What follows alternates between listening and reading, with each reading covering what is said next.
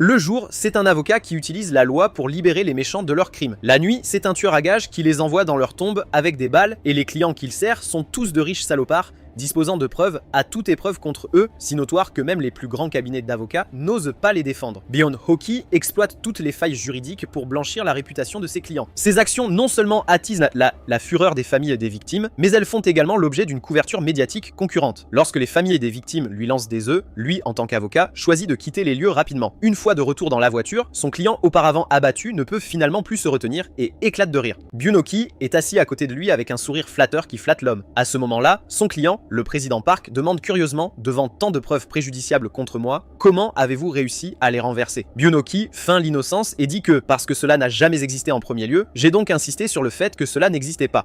Si vous continuez à demander où il est allé, cela ne mettrait-il pas Hockey dans une position délicate? Après ces mots, les deux échangent des regards en silence. La seconde suivante, ils éclatèrent tous deux de rire. Le président Park est extrêmement satisfait de Bunoki et souhaite qu'il devienne son directeur juridique. Bunoki dit au président Park de bien se reposer aujourd'hui et dit qu'il reviendra le voir bientôt. Cette nuit-là, le président Park organise un rendez-vous avec deux maîtresses. Alors qu'il s'apprête à commencer, la femme près de la fenêtre entend soudain un bruit. Elle alerte rapidement le président Park que quelqu'un vient de l'extérieur. La personne n'est autre que Bunoki qui prétend qu'il ne fait que passer par là en se promenant. Le président Park, qui s'embrassait, est complètement déconcerté. C'est le 34e étage. Il demande avec colère pourquoi Bunoki est ici alors que le travail est déjà fait. Bunoki explique: n'ai-je pas dit que je ne viendrai plus te chercher? En plus, cette fois, c'est parce que j'ai une nouvelle mission. Le président Park se redresse, confus au sujet de cette mission, mentionne Bunoki. Bunoki ajoute rapidement que j'ai eu tort de ne pas vous informer à l'avance. Cette affaire n'est pas une mission pour un avocat. Le président Park sourit et dit: je ne sais pas ce qui se passe, mais vous vous êtes trompé de personne. Les chiens devraient manger de la nourriture pour chiens. S'ils osent convoiter la nourriture humaine, ils seront déchirés et mourront. À cela, Bunoki dit d'un ton grave: président, dans une certaine profession, il y a un dicton célèbre: ceux qui ne maîtrisent que la lame sont de troisième ordre, ceux qui maîtrisent toutes les armes sont de second ordre. Le président Park a des sueurs froides, se souvenant qu'il a entendu une fois cette histoire à propos de quelqu'un qui peut tuer même avec un tentacule de poulpe. Buno continue: quant aux assassins de premier ordre, ils seraient capables d'utiliser n'importe quoi au monde comme arme. Le président Park se vole et rugit: amenez-le au premier ordre, voyons si la pieuvre est plus rapide ou la lame. À ce moment, Bunoki termine d'assembler son arme et dit avec une expression perplexe: de quoi tu parles?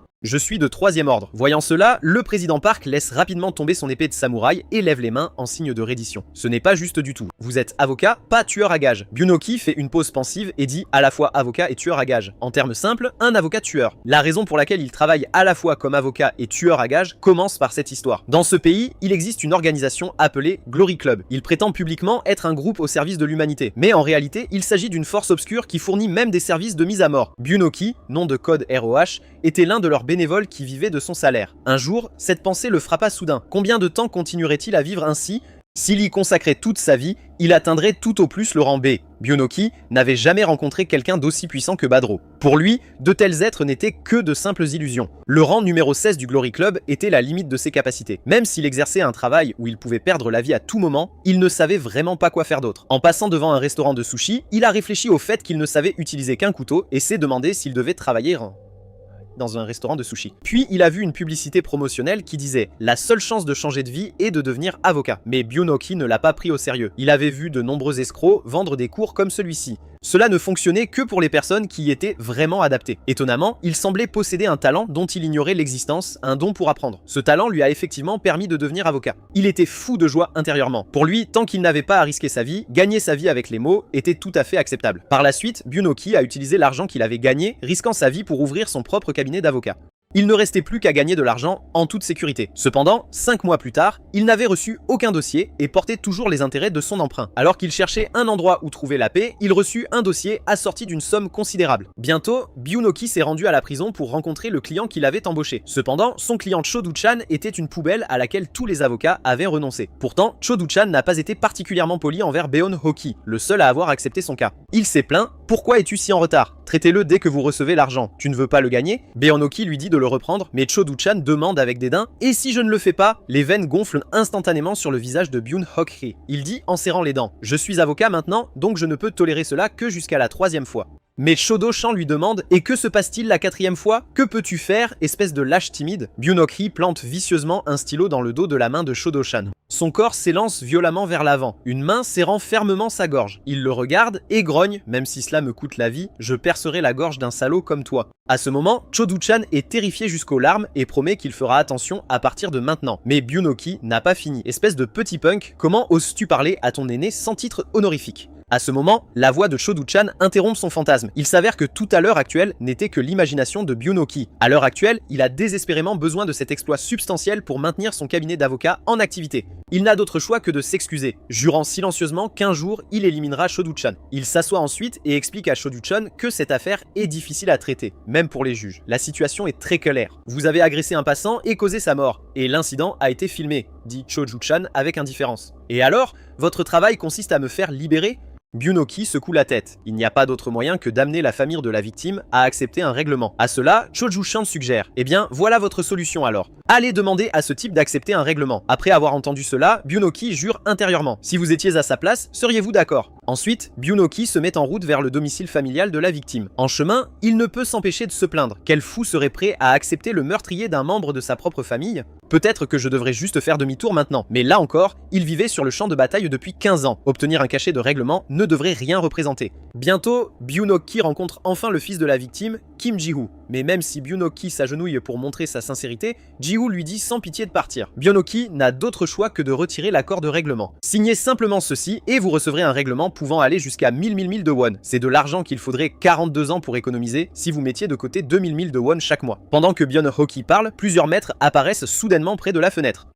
De toute évidence, des visiteurs indésirables arrivent. Ni Byunoki ni Ji-woo ne le remarquent. À ce moment, Ji-woo parle. Signez simplement l'accord et il y aura 1000 sur le compte. Si vous étiez à ma place, pourriez-vous pardonner au monstre qui a tué mon père et l'a abandonné dans la rivière ? Byunoki stupéfait. Après tout, s'il était à sa place, il n'accepterait pas non plus un règlement. À ce moment, la porte cogna soudainement violemment, brisant le bref calme. Les deux hommes costauds qui entrent sont des agents de recouvrement venant chercher Ji-woo. Byunoki voit immédiatement à travers cette tactique galvaudée. Bien que Ji-woo explique à plusieurs reprises qu'il n'a pas d'argent et qu'il n'en a jamais emprunté, il reste implacable. Byunoki l'interrompt soudainement à voix basse. Parlons sérieusement, d'accord ? Wu Taijik ne sait pas s'il s'agit d'une connaissance et a l'air suspect. Mais bientôt, Byunoki lève les deux mains avec une expression d'excuse et précise rapidement qu'il n'est qu'un avocat de passage. Ensuite, il récupère sa mallette et se tourne pour partir. Wu Taijik regarde sa silhouette partir et dit que Byunoki ressemble plus à un tueur à gages qu'à un avocat. Ji-woo commence également à soupçonner la véritable identité de cet homme étrange. Après avoir quitté la maison de Ji-woo, Byunoki contacte rapidement Cho-Do-chan et rapporte que j'ai fait tout mon possible pour les persuader, mais la famille de la victime est toujours en deuil et ne veut pas bouger pour le moment. Cependant, ouvrir le cœur des gens est ma spécialité. Ils changeront sûrement d'attitude plus tard. Mais Cho-Do-chan le coupe directement. Pas besoin de subir tous ces ennuis. Attendez, ces deux faux collecteurs de dettes réussiront. Pendant ce temps, le duo regarde Ji-woo avec un amusement malveillant. Alors que leur attention avait été détournée plus tôt, Ji-woo avait rapidement sorti un couteau utilitaire. Pour autant, le duo ne le prend pas au sérieux. Devant leur grande silhouette, Ji-woo apparaît mince et impuissant. Wu Taijik attrape violemment ses cheveux et le gifle violemment au visage. À ce moment, Byun-Ho-ki, qui était déjà parti, apparaît soudain près de la fenêtre. Il est revenu pour récupérer l'accord de règlement qu'il a laissé derrière lui. Bien sûr, cet accord de règlement a probablement été laissé intentionnellement parce qu'il était inquiet. Le duo n'y prête aucune attention. Juste au moment où Hwang Chun-gil tend la main pour chasser Byun-Ho-ki, Ji-woo saisit l'opportunité et coupe la main de Wu Taijik, se libérant de son emprise. Mais Wu Taijik, complètement enragé, lui donne un coup de pied en volant avec un revers. En tant qu'étudiant, comment pourrait-il être à la hauteur de Wu Taijik ? Alors que Wu Taijik continue de proférer des menaces, Byun-Ho-ki donne un coup de pied à travers la fenêtre et fait irruption comme un boulet de canon, enfonçant violemment son genou dans le visage de Wu Taijik. Ji-woo se fige sous le choc. Byun-Ho-ki atterrit légèrement avec une forme stable, tandis que Wu Taijik s'écrase lourdement au sol avec un bruit sourd. Cependant, après que Byun-Ho-ki se soit levé, il récite clairement les statuts légaux. L'article 319 du code pénal du PIK stipule que l'intrusion non autorisée dans la résidence d'autrui est passible d'une amende pouvant aller jusqu'à 5000 milliens ou d'une peine d'emprisonnement pouvant aller jusqu'à 3 ans.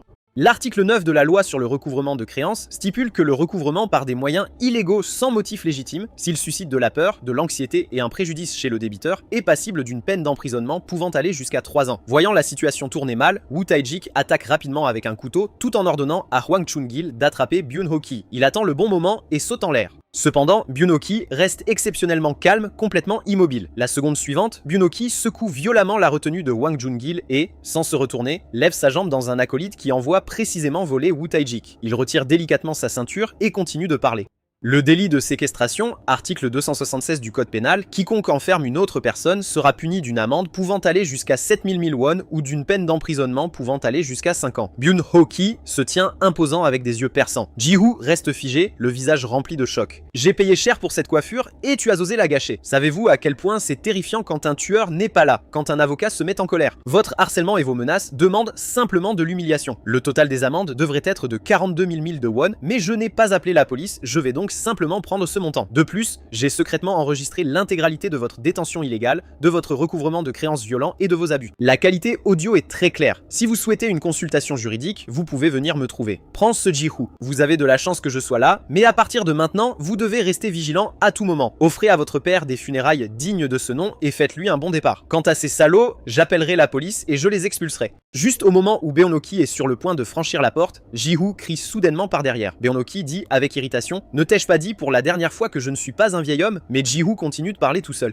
Mon oncle, tu n'es pas vraiment avocat, n'est-ce pas? En l'entendant à nouveau le traiter de vieil homme, Byun-ho Ki se retourne et crie avec enthousiasme: je ne le suis pas. Se rattrapant, il explique rapidement: ce que je veux dire, c'est que je ne suis pas un vieil homme. Je suis vraiment un avocat, mais je ne le suis pas non plus. Considérez-moi simplement comme un avocat pour le moment, dit Ji-Woo avec une expression sérieuse. Oncle, les veines palpitent légèrement sur le front de Byun-ho Ki, mais ensuite il entend Ji-Woo continuer: je t'embauche. Byun-ho Ki le regarde instantanément avec étonnement. Il voit Ji-Woo remettre respectueusement l'argent de tout à l'heure. Chul-Ju-Shan, la personne qui a tué mon père. S'il vous plaît, aidez-moi à tuer ce salaud. Byun-ho Ki agitait rapidement les mains en signe de refus. Ji-Woo, je suis venu ici uniquement pour gérer l'accord de règlement. Ce genre d'affaire, vous devriez le porter à la police. Je ne suis qu'un avocat, je dois y aller maintenant. Après avoir entendu cela, Ji-Woo resta là, déçu, ses yeux s'assombrissant progressivement. Dans sa hâte, Byun-ho Ki se dirige inconsciemment vers la fenêtre qu'il a traversée. Il se ressaisit immédiatement et marmonna dans sa barbe: mieux vaut sortir naturellement par la porte. Il se dirige ensuite nerveusement vers la porte, se trouvant des excuses. En fait, j'ai fait fausse route. Tout le monde fait ses petites erreurs dans la vie. Après tout, les portes fonctionnent dans les deux sens. Soudain, il fait une pause, une idée brillante lui traversant l'esprit. Pourquoi n'y ai-je pas pensé? Tout d'abord, je remets l'argent du règlement à Ji-Woo pour parvenir à un accord. Ensuite, je vais au tribunal pour défendre Choe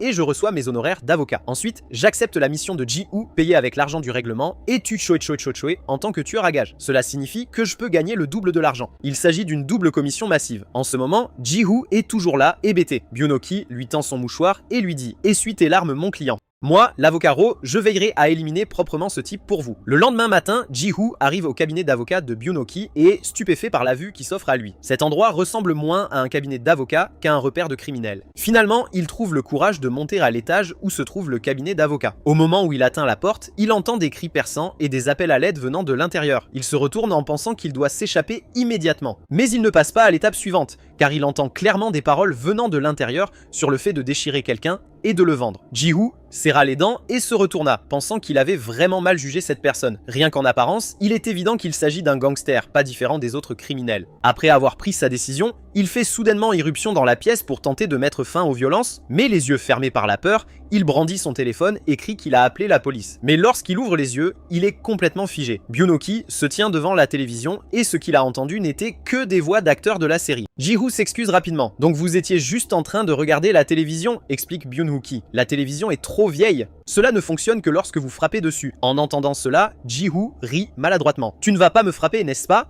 Après avoir mis les choses au clair, Byun-ho Ki fait asseoir Ji-Woo sur le canapé et lui tend une tasse de café spécialement pour les VIP. Il lui assure qu'il est sécuritaire de boire. Il s'agit d'un paquet de 2 cafés Max Blend. En regardant le café dans sa main, Ji-Woo ne peut s'empêcher de dire: avocat, ne devriez-vous pas échanger votre café avec les clients VIP? Byun-ho Ki explique que l'on est trop amer et mauvais pour la santé. Pour un étudiant de votre âge, boire quelque chose de sucré maintient votre énergie constamment élevée. Pouvons-nous commencer à traiter cette affaire? Si nous voulons tuer Chodo-chan, nous devons d'abord le libérer. Mais il y a ici un très gros problème. Comme vous le savez, son crime est évident. Tous les détails criminels ont été entièrement enregistrés, presque comme si c'était intentionnel.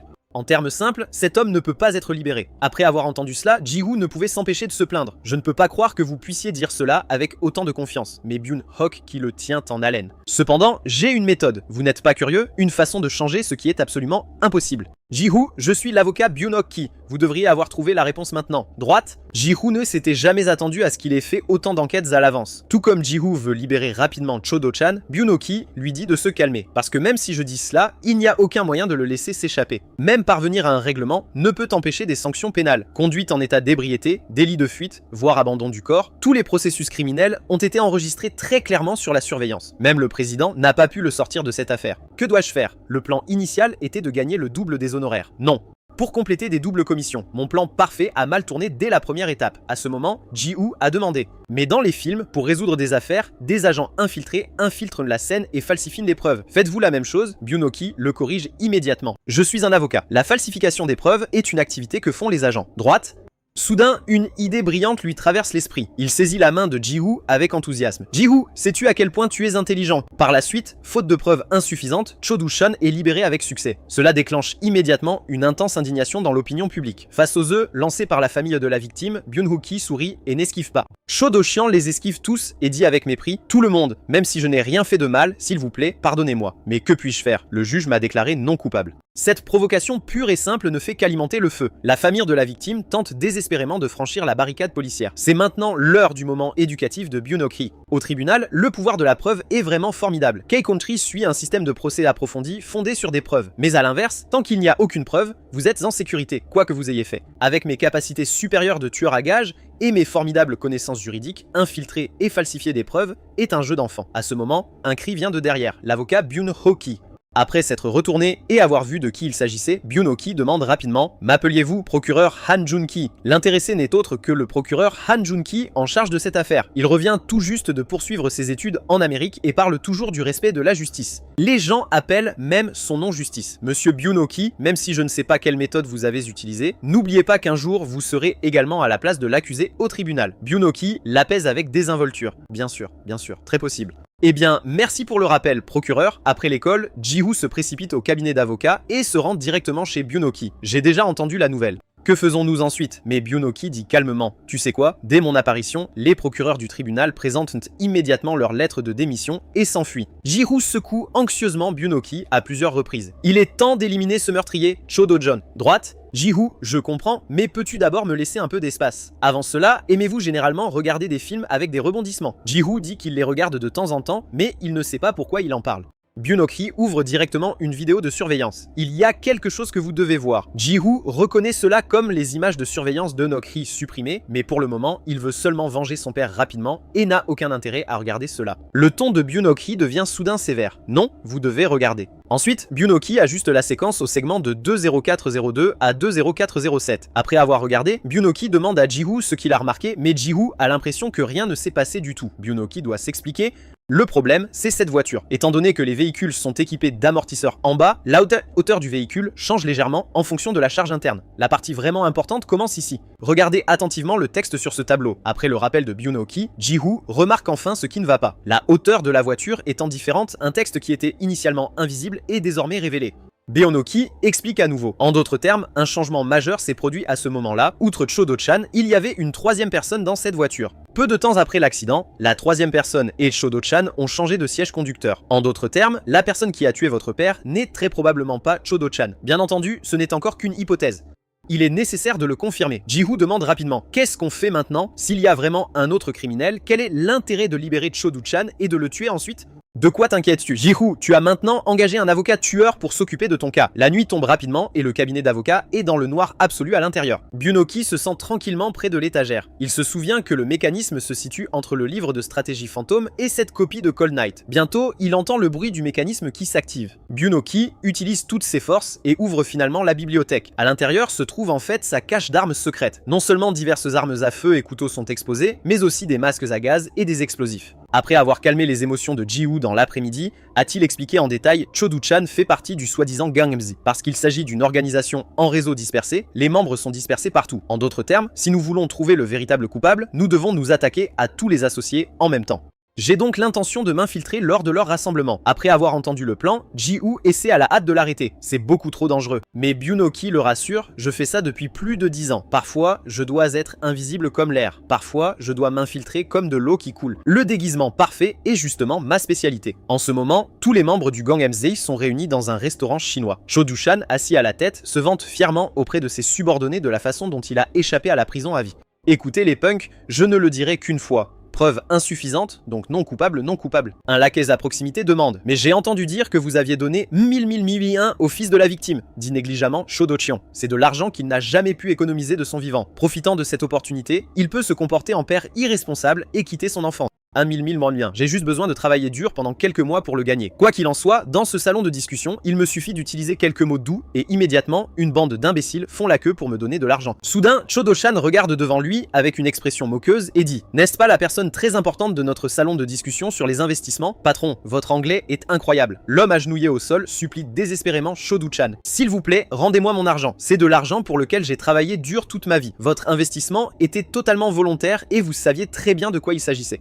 Vous avez économisé chaque centime, puis tout investi, et à la fin, vous avez tout perdu. À qui est la faute? Vous savez que nous avons une liste détaillée de toute votre famille, de votre lieu de travail, de tous vos amis. Droite, nous diffuserons partout toutes les photos que nous avons prises. Au fait, ta sœur est vraiment belle. » À ce moment, un laquais se penche près de Cho Do-chan et dit « Un invité est arrivé. » Toutes les personnes présentes regardent vers la porte à l'unisson. La personne est Byun-Ho-Ki déguisée. Je fais cela depuis plus de 10 ans, mais pourquoi ces gens choisissent-ils spécifiquement un restaurant chinois comme base? En ce moment, Byun-Ho-Ki est déguisé en livreur, apportant des nouilles chinoises aux haricots noirs. Deux laquais s'approchent de Byun-Ho-Ki avec des expressions moqueuses et lui demandent « Quelle est cette situation? Livrer des nouilles aux haricots noirs dans un restaurant chinois? Puisque vous êtes là, laissez-nous goûter à quel point ils sont bons. » Immédiatement, ils tendent la main pour saisir la boîte de livraison des mains de Byun-Ki.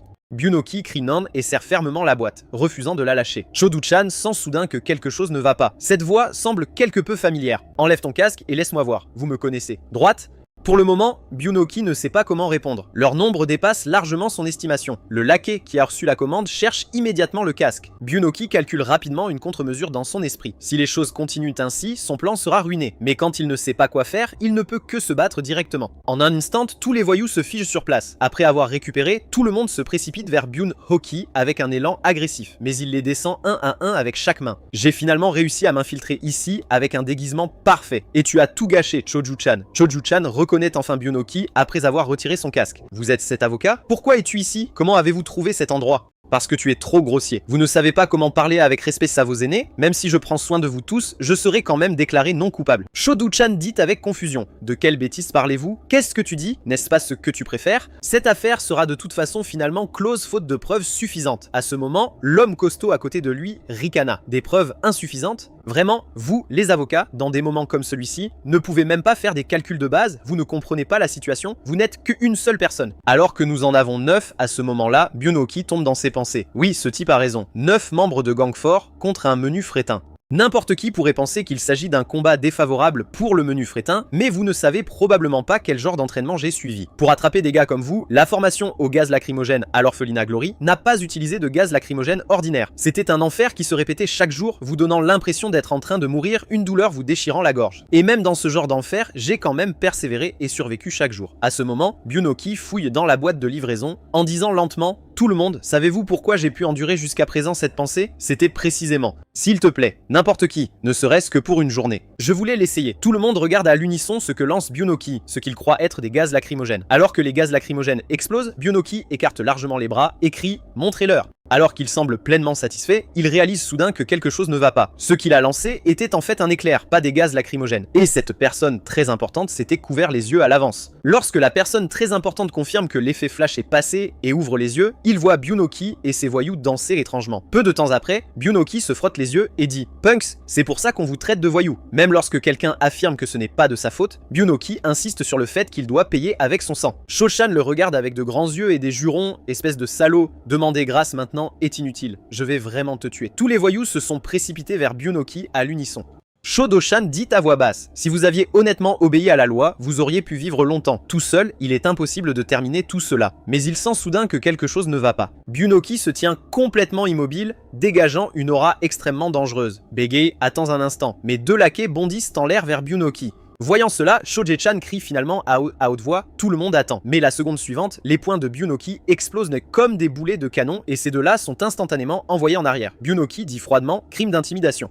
Quiconque adopte un comportement menaçant ou dangereux envers autrui sera puni d'une amende pouvant aller jusqu'à 5000 000 de won et d'une peine d'emprisonnement pouvant aller jusqu'à 3 ans. Cet homme costaud écrase une chaise en bois en direction de Byunoki, puis saisit l'occasion pour l'attraper fermement. Un autre homme en noir se précipite en tenant un bâton en bois. Byunoki dit toujours calmement « Crime d'extorsion. Quiconque exige de l'argent ou des avantages par la menace sera puni d'une amende pouvant aller jusqu'à 20 000 de won ou d'une peine d'emprisonnement pouvant aller jusqu'à 10 ans. » Avec plusieurs bruits sourds, ces voyous tombent au sol les uns après les autres, tandis que Byunoki atterrit régulièrement. Il se met alors en place avec une présence imposante. Chodu-chan tremble déjà de peur. Il est certain qu'il n'a pas vu mal à l'instant. L'un des plus grands avantages qu'il a tiré de ses 20 années passées comme salaud est la capacité de reconnaître les yeux d'un prédateur. Il s'agit de la capacité la plus fondamentale pour survivre et réussir rapidement. Mais maintenant, les poils dressés sur ses bras l'avertissent frénétiquement. Cet homme est dangereux. Ensuite, Byunoki s'appuie contre la table avec une main, se demandant s'il s'est concentré uniquement sur ses études et si son corps est devenu raide. Choju-chan se tient respectueusement devant lui.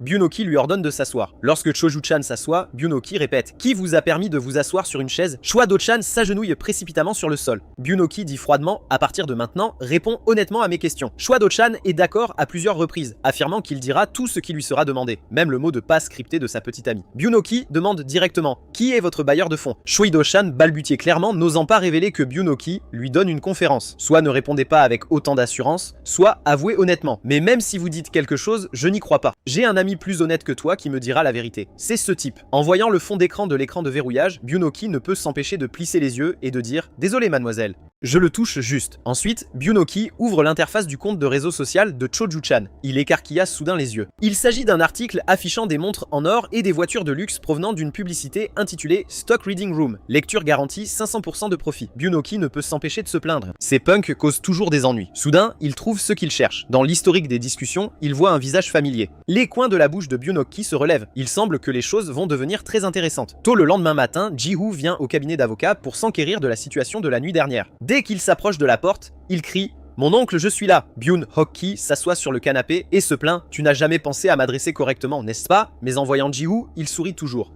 Notre Ji-Woo est arrivé. Aujourd'hui, je recommande particulièrement le café Max Platinum Blend. Ji-Woo dit directement que vous devriez boire vous-même davantage de ce mélange de café.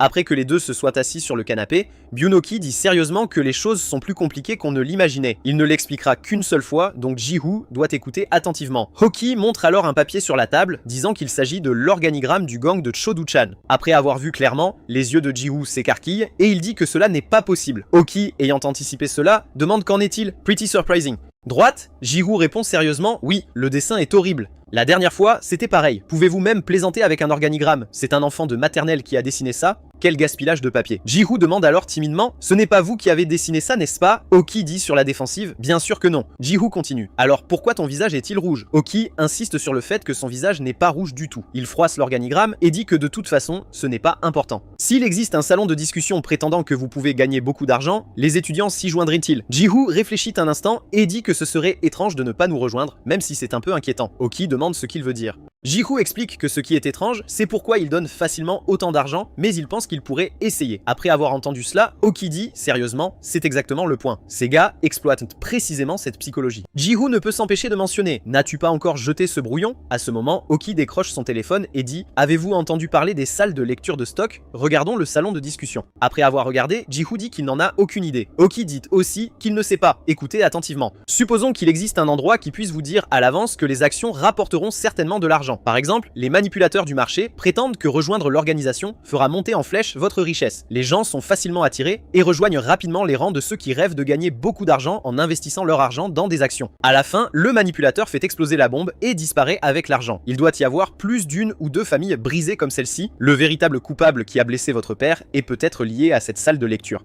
Après avoir entendu cela, Ji-Woo se leva soudainement et rugit. Pas du tout. S'il y a autant de victimes, que fait la police? Allons le signaler au commissariat tout de suite. Mais Oki l'interrompt en disant qu'en raison de la nature de la salle de lecture, il fonctionne via des comptes virtuels et des adresses IP à l'étranger, ce qui rend le suivi presque impossible. Ji-Woo demande de toute urgence à l'étranger. Alors qu'est-ce qu'on fait? Allons-nous simplement laisser le vrai coupable s'échapper comme ça? En ce moment, dit Oki, mais l'avocat ROH a trouvé une percée. En termes simples, j'ai déjà trouvé le pêcheur qui attire les gens dans cette salle de lecture. Une fois que nous aurons attrapé cette personne, ce n'est qu'une question de temps avant d'attraper le gros poisson. Ji-Woo prend le dessin et demande alors qui est-ce? Rien qu'en regardant le dessin, je ne peux pas dire si c'est une personne ou un animal. Oki se met immédiatement à transpirer et dit ne soyez pas surpris, vous connaissez peut-être cette personne. Il sort ensuite une photo et dit vous connaissez cette personne. Droite, après avoir jeté un regard clair, Ji-Woo dit rapidement bien sûr je sais, il s'agit de Crystal, un streamer en ligne très célèbre. Ji-Woo demande cette personne est la percée? Oki répond c'est vrai, je compte donc aller la rencontrer tout de suite. Mais Ji-Woo dit que ça ne marchera pas si tu y vas directement comme ça. Oki se fige, confus, et lui demande pourquoi. Ji-Woo explique que cette personne est célèbre pour être un fantôme, où elle a grandi, quel est son vrai nom, où elle vit, etc. Toutes les informations personnelles sont complètement cachées. Toutes sortes de rumeurs circulent sur internet, mais pas un seul témoignage d'anciens camarades de classe. Mais comment savez-vous cela? Oki dit fièrement que tout est dans mon plan. N'est-ce pas précisément la capacité professionnelle de l'avocat ROH? Regardez ici. J'ai la clé pour rencontrer cette femme. Ji-Woo pensait au départ qu'il s'agissait simplement d'un livestream en ligne ordinaire. Comment ce genre de livestream pourrait-il vous aider à la retrouver? La seconde suivante, Ji-Woo a soudainement compris le plan de Oki. Oki dit calmement, un enfant intelligent comme toi n'a jamais à se soucier de son avenir. Droite, un fantôme. Cette femme sans information, si mystérieuse que même sa respiration est cachée. Moi, l'avocat Ro, j'ai déjà trouvé un moyen de la rencontrer. Pendant ce temps, au bureau du procureur, Han Jun-ki réprimande sévèrement ses subordonnés. Tous les éléments de preuve ont disparu. Comment travaillez-vous? Maintenant, veuillez récupérer immédiatement tous les documents liés à Cho-Ju-chan. Deux membres du personnel à proximité voient cette scène et discutent à voix basse d'un avocat tueur. Qu'est-ce que cela signifie? J'ai entendu dire que les avocats qui avaient déjà affronté le procureur Han Jun-ki ont fini par pleurer. C'était sa première défaite et une défaite totale face à un avocat débutant. À ce moment, l'esprit de Han Jun-ki s'emballe. C'est tout simplement impossible. Toutes les preuves et tous les dossiers disparaissent comme des mensonges. Ce doit être cette personne. Lawyer Rowe, what exactly did you do? Non. Qui es-tu exactement? Au bout d'un moment, Han Jun-ki passe un appel téléphonique. This is Han Jun-ki. Il y a quelqu'un sur lequel j'aimerais que vous enquêtiez. En ce moment, Crystal diffuse en direct. I like the kind of sincere man who's attentive and thoughtful, like treating a princess. Un jour, ce genre de destin m'arrivera aussi. Droite, en regardant le livestream, Oki dit avec confiance, bien sûr, Ji-Woo à côté de lui ne pouvait s'empêcher de se plaindre. C'est quoi cette expression? C'est dégoûtant. À ce moment, Oki demande soudainement, au fait, comment connaissez-vous Crystal? Ji-Woo répond, cette personne est super célèbre parmi les gens de notre âge. N'avez-vous pas entendu parler du surnom qui a fait exploser la popularité de Crystal? Déesse mignonne et sexy Crystal. Après avoir entendu cela, le visage de Oki montre le choc. Ji-Woo se plaint encore, qu'est-ce que tu imagines? Elle est sexy et mignonne et une déesse. Combinez tout cela ensemble et vous obtenez la déesse sexy et mignonne Crystal. Oki dit rapidement qu'il sait aussi que la déesse sexy veut dire cela. Ji-Woo veut le corriger mais décide de laisser tomber. Quoi qu'il en soit, Crystal est à un niveau complètement différent des streamers ordinaires. Après avoir observé attentivement, Oki dit qu'elle a l'air différente, si belle. Ji-Woo ne peut que dire impuissante que de toute façon, elle est différente des autres streamers. Et Crystal ne pense jamais à gagner de l'argent lorsqu'elle diffuse. Après avoir entendu cela, Oki dit avec confiance que c'est impossible. Si ce n'est pas pour de l'argent, pourquoi diffuser en direct? Qu'en est-il des revenus? Ne me dis pas qu'elle en fait don. Ji-Woo répond, tout est donné. Oki marmonne, ouais, tout le monde donne tout à un moment de sa vie. La seconde suivante, réalisant ce qu'il a dit, il demande sous le choc, quel genre de personne ferait quelque chose comme ça? Ji-Woo explique que les rumeurs disent qu'elle est une chaebol de 3e génération, cachant son identité, et que le streaming n'est qu'un passe-temps. Si les rumeurs sont vraies, se soucierait-elle des pourboires et des dons? Hok-Hee réfléchit et dit alors « N'est-ce pas encore plus étrange ?» Ji-Woo ne comprend pas ce qu'il veut dire. Hok-Hee lui dit de bien réfléchir. Un chaebol de 3e génération aussi riche, que pourrait-il manquer? Pourquoi se retrouverait-elle mêlée à un criminel empreint de mal comme Cho-Du-chan? Ji-Woo dit avec surprise « Maintenant que tu le dis, c'est vrai. » Alors qu'est-ce qu'on fait maintenant? Hok-Hee se lève brusquement et dit énergiquement « Je vais la retrouver tout de suite. » Ji-Woo dit immédiatement négativement « Non. » I mean, how exactly are we going to do this? Le vrai nom de Crystal, sa profession, ses antécédents, même son adresse, personne ne le sait. How do we find someone like this? À ce moment-là, dit Hok-Hee avec assurance, sous-estimez-vous trop l'avocat Ro, regardez attentivement de quoi l'avocat Ro est capable. The sky quickly darkens. Pendant ce temps, Hok-Hee essaie d'innombrables fois, mais n'y parvient malheureusement pas. Ji-Woo sur le canapé regarde tranquillement cette scène, pensant en lui-même que cette personne qui est habituellement pleine de bêtises, on se demande comment il est même devenu avocat, a en fait un côté si sérieux. Maintenant que j'y pense, j'ai déjà entendu parler de ce genre de méthode d'enquête. Détermination de la direction en fonction des angles de coucher du soleil et identification de l'emplacement à travers les bâtiments environnants, appelée méthodologie de détective. Peut-être que je l'ai mal jugé, il est peut-être plus capable que je ne l'imaginais. Au moment où le soleil se lève, la table est déjà recouverte de plusieurs gobelets en papier et de sacs de café. Oki a clairement passé une nuit blanche. Ji-woo s'est endormi depuis longtemps sur le canapé. À ce moment-là, Oki crie soudainement « Je l'ai trouvé ». Ji-woo est réveillé en sursaut, marmonnant toujours dans son sommeil. Il y a tellement de choses horribles dans le pot de gookbap du dimanche. Après avoir repris ses esprits, il se précipite et demande « Avez-vous trouvé l'emplacement de cette femme? L'avez-vous déduit des angles ou du bruit des trains devant la fenêtre ?» Mais Oki dit que cette méthode est plus fiable que celle-là. Ji-woo demande ce qui est affiché à l'écran. Soudain, ses yeux s'écarquillent tandis qu'il balbutie. Serait-ce le cas? Oki montre immédiatement son exploit avec enthousiasme. Super, j'ai finalement gagné un ticket d'une journée. Pour gagner, je suis resté éveillé toute la nuit et j'ai investi toute ma fortune, 5000 000 de won. La seconde suivante, Ji-woo frappe Oki à la tête en jurant avec colère « Tu es resté éveillé toute la nuit juste pour faire ça ?» Après s'être calmé, il réfléchit un instant. Même si la méthode est un peu étrange, nous avons au moins trouvé un moyen de la rencontrer. À ce moment, Ji-woo soulève un autre problème. Lorsque vous essayez de découvrir sa connexion avec Cho-do-chan dans la salle de lecture, il coupe définitivement la piste et s'enfuit, mais Oki lui dit de ne pas s'inquiéter pour cette partie-là. Ji-woo asks confused why? Les lèvres de Oki se recourbent. Il dit qu'il a déjà un moyen astucieux d'éviter ses soupçons. Peu après, devant un restaurant haut de gamme, plusieurs passants s'arrêtent brusquement, les yeux fixes. Devant eux se trouve la déesse sexy et mignonne Crystal. En regardant la beauté raffinée de Crystal, les passants ne peuvent s'empêcher de murmurer d'admiration. Elle est encore plus belle en personne, les caméras ne peuvent pas capturer ses vraies proportions. Mais qui attend-elle? Serait-ce son petit ami? Soudain, remarquez quelqu'un qui se dirige vers Crystal. Serait-ce vraiment le petit ami de Crystal? Quel genre de gaz est-il? Un mania du Moyen-Orient à 100% et un bel homme. L'homme s'approche de Crystal et lui dit « Mademoiselle Crystal, c'est moi qui ai un rendez-vous d'aujourd'hui, Oki.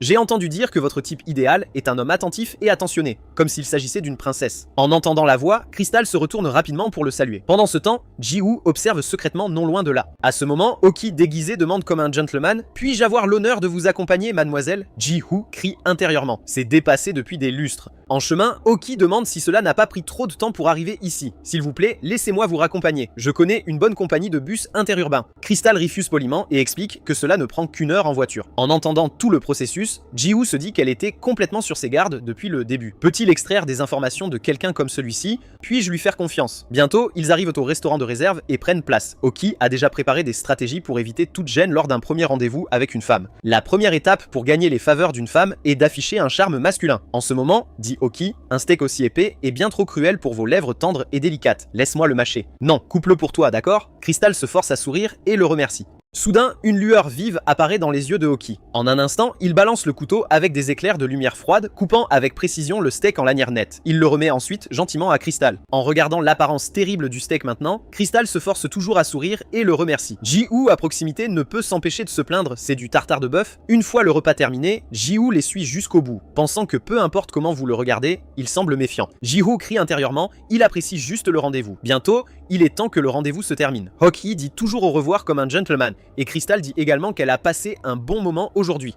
Alors qu'Oki continue ses mots d'adieu, Crystal s'incline rapidement pour l'interrompre. « J'ai vraiment passé un très bon moment, monsieur Oki. Je vous souhaite du bonheur futur. » De retour au cabinet d'avocat, Ji-woo continue de se plaindre. Ta bouche souriait jusqu'aux oreilles, la bave coulait partout. Je pensais au quartier inondé. Oki répond. Toutes les phrases ne deviennent pas un discours poli simplement en ajoutant des terminaisons formelles. Ji-woo ne peut finalement s'empêcher de crier. Un rendez-vous à 5000 milliens, tu t'es amusé? Après avoir dépensé de l'argent et du temps, qu'avons-nous obtenu exactement? Oki réfléchit profondément. Crystal est donc une fille plus mystérieuse et modeste qu'on ne l'imaginait. Mystérieuse, so mysterious. De quoi cela pourrait-il être dû? Après avoir entendu cela, Ji-woo ne peut s'empêcher de retrousser ses manches, prêt à lui donner une leçon. À ce moment-là, dit sérieusement Oki, pourquoi une femme chaebol de 3e génération, selon la rumeur, dormirait-elle dans la rue? Dit Ji-woo avec incrédulité, dormant dans la rue. How is that possible? Soudain, Hok-hee parle. 162 Yeonjang-ro, 22 ans, Si-hung-si, Kyonggi-do. Ji-woo demande pourquoi mentionner soudainement Yeonjang-ro. Après avoir réalisé, il est sur le point d'en demander plus. Mais Hok-hee a déjà répondu oui à l'adresse de Crystal. Ji-woo dit avec enthousiasme, tu as réellement trouvé son adresse? Comment as-tu fait? Je te regardais tout le temps en bavant comme tu regardais Crystal.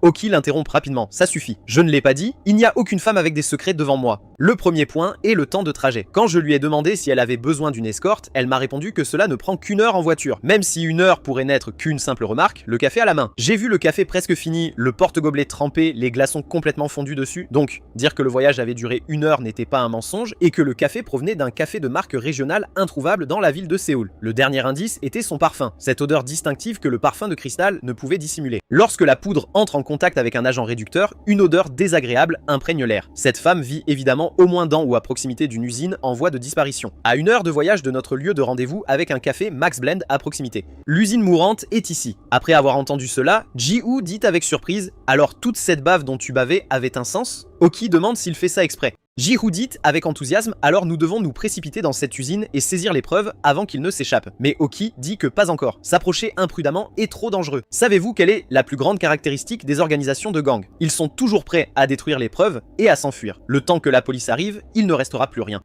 Pour trouver des indices sur le véritable coupable, nous devons infiltrer l'organisation et me faire devenir membre. Non, cela prendrait trop de temps. À ce moment-là, Ji-Woo dit que c'est en fait super simple. Oki demande ce qu'il veut dire. Si des gens suspects arrivent, n'avez-vous pas dit qu'ils coupaient les ponts et s'enfuyaient? Alors c'est simple, just infiltrate without raising suspicion. Oki dit impuissant. Si vous avez vraiment besoin d'aller aux toilettes, alors allez-y. Je ne plaisante pas avec ça, alors va-t'en. Mais Ji-Woo dit qu'il est sérieux. You're good at this. Droite, au restaurant chinois aussi. Oki comprend enfin à quoi il fait référence. Il serre le poing et dit « Mon poing donne un sacré coup de poing ». Ji-Woo dit rapidement que ce n'est pas ce qu'il voulait dire. Puis Ji-Woo se penche près de l'oreille de Oki et révèle mystérieusement son plan. Après avoir écouté, Oki est tellement choqué qu'il tombe au sol, demandant avec enthousiasme s'il est fou. « Je ne peux pas le faire. Ce n'est pas que je ne le ferai pas. Même moi, je ne peux absolument pas le faire. » Le lendemain, Hok-hee arrive à l'usine mourante. Grâce à un appel téléphonique, Ji-Woo le rassure que ses gars ne se douteront de rien et qu'il guidera ses paroles tout le temps. Hok-hee ne peut frapper à la porte d'une usine mourante qu'avec moitié croyance et moitié doute. Il serre les poings, croyant fermement dans son cœur que ce plan ne réussira absolument pas. Je trouverai une autre méthode et je reviendrai. À ce moment-là, quelqu'un à l'intérieur de l'usine mourante crie « Quel salaud fait autant de bruit si tôt ?» Puis un homme costaud ouvre la porte et demande « Qu'est-ce qu'il y a ?» Oki se sent immédiatement fichu.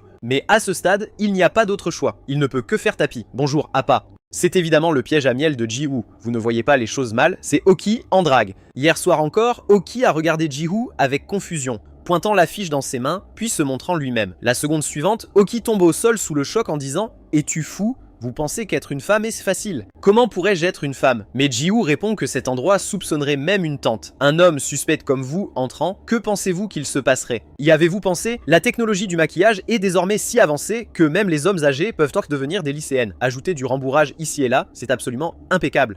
Oki dit rapidement qu'il existe de nombreuses autres méthodes comme être un ninja. D'accord, bien. I'll just turn invisible, wouf wouf wouf. Mais Ji-Woo pose sa main sur son épaule et dit « Fais-moi confiance, tu as ce genre de visage. » Oki asks, confused, what kind of face?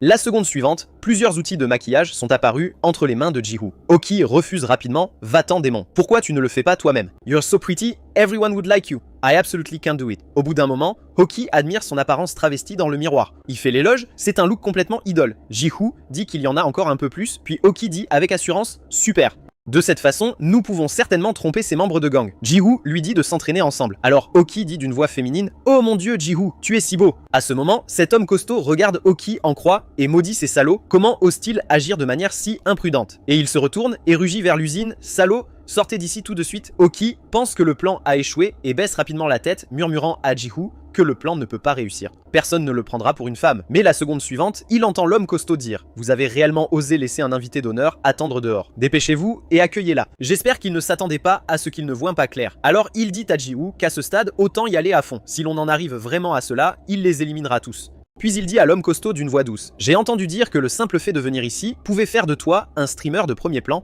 alors je suis venu. » L'homme costaud sourit, calculant secrètement qu'ils ont manqué de streamers féminins ces derniers temps. Elle vient de se livrer à la porte et elle est si belle aussi. C'est une opportunité céleste. Alors sans trop réfléchir, il pousse Oki à l'intérieur et lui dit « Comment saviez-vous que nous étions super célèbres? Nous sommes les experts mondiaux en matière de création d'étoiles ?» Bien qu'il ait réussi à s'infiltrer, Oki ne comprend toujours pas. Le streaming est-il vraiment adapté à ce genre d'usine? Après être entré, l'homme costaud crie à nouveau à plein poumon « Les gars, dites bonjour !» Elle est nouvelle. Ce n'est qu'à ce moment-là que Oki voit enfin la vraie situation à l'intérieur. Visiblement, il y a plus d'une douzaine de membres de gang, mais streamer dans ce genre d'endroit est bien trop anormal. Droite, il dit rapidement à Ji-Woo qu'il a réussi à s'infiltrer, mais cet endroit a des problèmes. À ce moment, plusieurs hommes demandent à Oki de leur indiquer ses mesures. Un gars dit même que si elle le souhaite, il peut l'aider à mesurer. Voyant cela, Oki agit gentiment et dit merci beaucoup. Je suis le nouveau streamer Yorin. La prochaine fois, je viendrai te chercher pour mesurer. En le voyant si ouvert, les hommes disent qu'une fille sexy est arrivée. Allons-y bien à partir de maintenant. Voyant qu'il ne le soupçonne pas du tout, Oki pousse un soupir de soulagement, pensant que cela se passe beaucoup plus facilement que prévu, mais il doit rapidement trouver où se trouve Crystal. À ce moment-là, l'homme costaud qui marchait devant s'arrête soudainement et dit, en y réfléchissant attentivement, « N'est-ce pas étrange? How did you know this is a streamer studio ?» En entendant cela, le cœur de Oki s'emballe immédiatement nerveusement, ne sachant pas quoi faire pendant un instant. Mais l'homme costaud dit, « Si vous ne répondez pas, remettez votre téléphone. » De l'autre côté, Ji-woo est également nerveux pour Oki. S'il est attrapé ici, tout sera ruiné. Soudain, Oki se tord le corps. Utilisant à nouveau son charme féminin, il agit de manière mignonne et dit « Mec Chanopa m'a présenté ici, mais il m'a juste laissé ici et est parti. I guess you didn't get the message. » Après avoir entendu son explication, Ji-woo est tellement nerveux qu'il retient même son souffle. De manière inattendue, l'autre partie croit réellement à l'explication de Oki, disant que vous auriez dû le dire plus tôt. L'homme costaud fait avancer Oki. Il en profite pour observer les environs, mais au final, il ne trouve que du matériel mourant et d'innombrables conteneurs, sans savoir où se trouve réellement la salle de streaming. À ce moment-là, l'homme costaud demande soudainement « Avez-vous réfléchi au type de contenu en streaming que vous souhaitez créer ?» Oki fait semblant de réfléchir un instant en mentionnant avec désinvolture la salle de lecture des actions. Après avoir entendu cela, l'homme costaud plaisante en disant que d'après la façon dont vous parlez, vous semblez tout savoir. C'est précisément la spécialité de notre entreprise. À l'heure actuelle, de nombreuses personnes peuvent vous donner des conseils. Oki demande rapidement « Vraiment ?» Homes, l'homme costaud demande s'il connaît Crystal. C'est une streameuse devenue célèbre grâce à la salle de lecture. Oki répond « Bien sûr, je sais. Quand il s'agit de salle de lecture, ce doit être la déesse sexy et mignonne Crystal. » Oki se dit « Comment pourrais-je ne pas savoir? J'ai parié toute ma fortune de 5000 000 de won sur cette femme. » À ce moment, l'homme costaud s'arrête à nouveau, mais il dit « C'est la salle de streaming de Crystal, c'est votre aînée, elle peut donc vous apprendre beaucoup de choses. Entrez et parlez avec elle. » Oki ne s'attendait pas à ce que la salle de streaming de Crystal se trouve réellement à l'intérieur d'une maison en conteneur, mais il est maintenant plus curieux de savoir à quoi ressemble Crystal hors streaming. He can't help but ponder. Déduisons quels vêtements elle porterait dans le confort de sa maison. Après être entré dans la pièce, les yeux de Oki recherchent rapidement Crystal. Il n'a vu la salle de streaming de Crystal qu'à l'écran. Just then, Oki's eyes widen, parce que le cristal qu'il voit est complètement différent de la personne avec qui il est sorti hier. He can't help but doubt, is this really Crystal? Est la personne d'hier? Complètement différente du streaming, sur son visage hagard, il n'y a aucune trace d'espoir. Oki n'a aucune idée de ce qui est arrivé à cette femme. As the burly man turns to leave, he tells them to greet each other and reminds Crystal to teach the newcomers some things. Soudain, le temps de l'homme costaud change. He tells Crystal to pull herself together unless she wants to become like that again. Ensuite, Oki s'assoit sur le canapé, mais aucun des deux ne parle en premier pour briser le silence gênant. Après un long moment, Ji-woo n'en peut vraiment plus et lui dit de trouver de manière proactive un sujet commun. Oki explique à voix basse, d'accord. Premièrement, pour trouver des indices sur le véritable coupable, je dois me rapprocher de la cible. Pour ce faire, j'ai besoin d'yeux capables de voir à travers le cœur des autres. C'est précisément ma spécialité. Then, Oki proactively approaches and says, Excuse me, are you depressed? Mice Crystal l'ignore complètement. On the other hand, Ji-woo can't help but curse at him. Oki explique rapidement qu'il essaie juste de trouver un sujet commun. Ji-woo ne peut que lui dire, c'est comme verser du sel sur ses blessures. Alors Ji-woo demande, savez-vous ce que vous devez faire lorsqu'une femme est déprimée? Vous devez partager sa douleur et exprimer votre sincérité. After listening, Oki finally understands he was too hasty. Il réfléchissait seulement à la manière de tromper cette personne. Parce qu'il était trop concentré sur l'affaire, il a oublié la chose la plus importante. D'accord. Permettez-moi d'exprimer ma sincérité. Puis il bégaye, excusez-moi. Aimez-vous le football? Après avoir entendu cela, Ji-woo sent déjà que c'est désespéré, se demandant « Est-il vraiment un avocat? A-t-il volé son certificat ?» Il suggère à Oki de les battre tous. Mais contre toute attente, les paroles de Oki fonctionnent réellement. Crystal sourit et répond qu'elle est fan de Tottenham. Elle attrape avec enthousiasme la main de Oki et parle sans fin de combien elle aime le joueur Hong Jung-bo. Ji-woo ne peut que hausser les épaules impuissant. Il ne s'attendait pas à ce que cette personne peu fiable tombe par hasard sur le passe-temps de Crystal. Ensuite, Oki encourage Crystal de manière proactive. Vous savez quoi? Depuis que je suis une nouvelle recrue dans la ligue militaire, tout le monde m'appelle Byun Hong Jung-bo. Mais en réalité, Oki était exempté du service militaire. Grâce aux efforts persistants de Oki, le visage de Crystal ne montre finalement plus l'hagard précédent. Après un long moment, Crystal essuie les larmes du coin de ses yeux. Elle dit que c'est la première fois qu'elle se montre réellement aux autres et la première fois qu'elle parle d'elle-même aussi longtemps. Cela peut paraître étrange, mais j'ai l'impression que tu es un ami que je viens de rencontrer hier. Oki se dit, nous nous sommes rencontrés hier, juste sous une forme chromosomique différente. Je devrais aller droit au but maintenant. Elle sait certainement qui est derrière tout ça, mais comment puis-je trouver des informations sur le véritable coupable? En ce moment, demande Crystal, votre rêve est de devenir streamer. Droite? Oki répond, bien sûr pour devenir un streamer célèbre comme vous. Soudain, Crystal ouvre les bras et demande, puis-je te serrer dans mes bras? Même si c'est un peu soudain, Oki l'embrasse toujours. Crystal demande si aujourd'hui est son premier jour. Oki répond oui. À ce moment-là, Crystal baisse la voix et dit à Oki de courir maintenant. Star Streamer n'a aucun sens. Si vous restez ici, vous mourrez vraiment, alors fuyez tout de suite. Les yeux de Oki lui disent que c'est réel. Ils font des choses sales, mais désolé, c'est précisément à cause de cela que je ne peux pas reculer. J'ai eu tellement de mal à me travestir, je dois aller jusqu'au bout. Il se retire rapidement de l'étreinte de Crystal et dit « Oh mon dieu, tu ne sais pas que le rêve de Yorin est vraiment grand ?» À ce moment, le café chaud sur la table est accidentellement renversé par Oki. Une partie se répand sur sa poitrine. Crystal s'avance rapidement et demande s'il va bien. Oki dit qu'il est dur, ça va, mais Crystal craint toujours que le laisser ainsi provoque des brûlures. Elle se lève rapidement pour trouver de nouveaux vêtements dans lesquels Oki pourra se changer. Après avoir cherché, Crystal dit que actuellement je n'ai que ce genre de vêtements. Je ne peux vous donner que l'uniforme de l'entreprise pour l'instant. Puis elle tend un maillot de bain sexy à Oki. En regardant ce maillot de bain, Oki ne peut s'empêcher de rougir, pensant « Ne serait-il pas préférable de tout enlever plutôt que de porter ça ?» Il refuse rapidement, affirmant qu'il aime vraiment la sensation d'humidité. Mais Crystal insiste sur le fait qu'il s'y changerait. Elle soupire, impuissante, et dit « Tout le monde est comme ça au début, alors laisse-moi t'aider à l'enlever. » Oki pense que c'est mauvais. Si cela continue, il sera exposé. Ensuite, Crystal pousse avec force Oki au sol. Oki lui dit de se calmer. À l'autre bout du fil, le cuir chevelu de Ji-woo picotait. S'il découvre qu'il s'agit en réalité d'un homme, tout le plan sera complètement ruiné. Crystal abaisse finalement un côté des vêtements de Oki et lorsque son épaule est exposée, elle écarquille soudainement les yeux et arrête ce qu'elle fait. Elle demande avec surprise « Kyorin, est-ce que tu caches toi depuis le début ?» Oki répond à voix basse « C'est pour ça que je ne voulais pas que tu le vois. C'est comme une toile affichant toutes les traces de mes combats. Voulez-vous entendre ma longue et douloureuse histoire ?» Crystal l'embrasse rapidement et lui dit d'arrêter. Tout est de sa faute. Je ne savais pas que le chemin que tu avais parcouru était si difficile. Vous n'avez pas besoin de le dire à voix haute. Je comprendrai avec mon cœur. Oki la remercie. Vous êtes vraiment une personne douce. Alors que Ji-woo poussait enfin un soupir de soulagement, il ne pouvait toujours pas s'empêcher de se plaindre. Pouvez-vous respirer un peu plus léger ? Le microphone est embué par votre souffle. Pendant ce temps, Cho-doo-chan est enfermé au poste de police. Il crie qu'il est la victime. Comment peuvent-ils enfermer ainsi la victime? Il leur a déjà dit que c'était un autre salopard qui l'avait tabassé. Il exige qu'ils fassent venir leur supérieur. À ce moment, la porte s'ouvre. Cho-doo-chan jure. Que se passe-t-il? Pourquoi cela a-t-il pris si longtemps? Une fois que vous aurez accepté le poste, vous devriez arriver ici immédiatement. Mais la personne qui entre n'est pas l'avocat engagé par Cho-doo-chan. Il s'agit de Han Jun-ki. Cho-doo-chan reconnaît rapidement le procureur Han Justice. Il prend immédiatement une expression flatteuse et demande d'une manière rampante. Comment un procureur aussi distingué pourrait-il gérer une affaire aussi minable? Mais Han Jun-ki ne lui lance pas un regard agréable. Il lui dit directement d'expliquer ce qui s'est passé. Cho-doo-chan explique tout en réprimant sa colère. Il a été détruit par cet avocat. L'homme était à l'origine son avocat, mais quelque chose a dû lui faire perdre la tête. Il porte sur lui toutes les preuves de leur crime et il a battu ses frères à quelques centimètres de leur vie. À ce stade, Han Jun-ki l'interrompt. Demande-t-il, incrédule, un avocat qui sait se battre? Cho-doo-chan tremble de partout. Des larmes coulent même de ses yeux, mais il explique quand même. Oui, et il est incroyablement bon dans ce domaine. Il n'a même pas pris 3 minutes pour battre une douzaine de ses frères jusqu'à ce qu'ils ressemblent à des chiens morts. Après avoir entendu cela, Han Jun-ki réfléchit. Il ne comprend pas pourquoi un avocat ferait cela. De plus, en tant qu'avocat, posséder des compétences de combat aussi supérieures est déjà suspect. Que cache ce type? Byunoki. Qui es-tu exactement? Qu'est-ce que tu prévois? En ce moment, Byunoki montre à Crystal une routine de danse de réaction qu'il a spécifiquement pratiquée pour le livestream, mais Crystal l'interrompt. Ce genre de réaction lui vaudra des demandes de remboursement. Byunoki demande pourquoi. Il est resté éveillé toute la nuit à pratiquer. Il compte le montrer au patron. Crystal dit rapidement non. Elle se prépare ensuite à apprendre à danser Byunoki, lui disant de garder sa taille immobile en premier. Mais Byunoki pense que cela fonctionnera peut-être réellement sur le patron. Elle ne sait même pas quelles sont ses préférences. Et si le patron devenait complètement amoureux de lui? Et s'il lui demandait d'être ensemble chef d'entreprise? Soudain, Crystal crie non. Byun-ho-ki ne comprend pas pourquoi elle réagit si fortement. Dites Crystal sérieusement. À partir de maintenant, écoutez attentivement. Ne pensez jamais à plaisanter avec le patron comme ça. Vous aurez vraiment de sérieux ennuis. C'est une personne extrêmement terrifiante. Byun-ho-ki profite de l'occasion pour demander que s'est-il passé.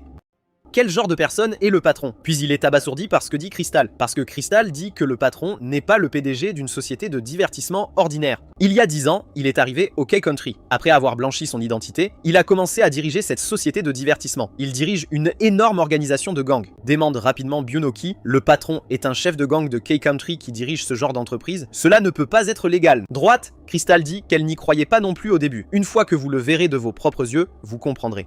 Cet homme, on l'appelait autrefois un monstre à peau humaine. Dans le quartier du Bronx à New York, aux États-Unis, il existait un gang appelé Viper Gang. Même la police n'a pas osé les provoquer. Né avec le siège d'un monstre en lui, il a naturellement rejoint le gang Viper. Peu de temps après avoir rejoint le gang Viper, il accède rapidement au poste de patron. En quelques mois seulement, tous les coins du quartier parlaient de ce nouveau chef du gang Viper. Car lorsqu'il est devenu patron, il n'avait que 15 ans. Un adolescent de 15 ans a repris toute la bande en un clin d'œil. Puis il a rapidement englouti les territoires environnants, faisant finalement du gang Viper le plus grand gang de l'État. Puis cet incident s'est produit, raison pour laquelle il n'a eu d'autre choix que de fuir vers le pays K. À l'époque, l'homme appelé KD était l'assistant compétent du chef du gang Viper. Il était loyal et dévoué, prêt même à sacrifier sa propre famille pour le gang et le patron. Cette même personne a été retrouvée cadavre avec pas moins de 46 blessures par balle. Le gang a explosé instantanément. Il doit s'agir d'un assassinat commis par un gang rival, mais incroyablement, celui qui l'a tué l'était. Le chef du gang Viper, KD, avait juré de le suivre jusqu'à la mort. Et la raison pour laquelle son assistant compétent a dû mourir était simplement parce qu'il avait frappé 2 fois en entrant. Vous auriez dû connaître les règles. Frapper 2 fois signifie que vous me précipitez. Maintenant, vous devriez comprendre, mais je suppose que vous ne pouvez pas entendre cela parce que vous êtes déjà mort. Peu de temps après, il a été interpellé par la police. Le juge lui a demandé s'il avait un dernier mot. Il a en fait répondu que la juge était belle. Après avoir entendu cela, le juge l'a sévèrement averti. Connaît-il sa situation? Mais il a juste souri et a continué. Qu'est-ce que ça ferait de porter un uniforme de prison? Alors que le juge l'accusait d'oser plaisanter dans un tel endroit et s'apprêtait à le punir, il se mordit la langue. Les gardes se sont précipités pour vérifier la situation et ont appelé une ambulance. Bientôt, il a été envoyé à l'hôpital pour y être soigné. Les gardes à la porte ont expliqué à quel point il était aussi fou que le disent les rumeurs. Il a en fait tenté de se mordre la langue pour se suicider devant le tribunal. Ils doivent redoubler de prudence. Il y a une raison pour laquelle il est devenu le chef du gang Viper à cet âge. Il doit y avoir des choses qu'ils ne connaissent pas. À ce stade, le garde blanc a interrompu le garde noir. Il a regardé la chambre d'hôpital sous le choc et a demandé « Qu'est-ce que c'est ?» En ce moment, il n'y a personne dans la chambre d'hôpital. La fenêtre est grande ouverte. Ils se sont précipités pour vérifier la situation. Ils ne trouvent personne nulle part. Lorsqu'ils se sont dirigés vers la fenêtre et ont baissé les yeux, ils ont tous été choqués. Cet homme a en fait sauté. C'est le 8e étage. Après cela, il a disparu sans laisser de traces, échappant au réseau de surveillance et s'enfuyant vers le PIK. En chemin, il a même tué quelqu'un et lui a volé sa carte d'identité. Après avoir blanchi son identité et subi une chirurgie plastique, il a commencé à opérer dans le PIK. Peu de temps après, il a créé une organisation criminelle encore plus grande. Et cette personne est le patron de Crystal. Cet établissement n'est qu'une des nombreuses entreprises utilisées pour lever des fonds, demanda Byun-Hoki, confus. Ce genre de choses peut-il vraiment arriver? En fait, il diffuse cela lui-même. Crystal a répondu qu'elle avait entendu le patron dire cela de ses propres oreilles. Tous ceux qui connaissent le patron le savent, mais cela ne sera jamais divulgué à l'extérieur. Bien sûr, allez-y et parlez de moi. Mais une fois que vous l'avez fait, vous et toute votre famille êtes morts. Après avoir entendu cela, Byun-Hoki a dit avec inquiétude « Uni, peux-tu vraiment me dire ces choses ?»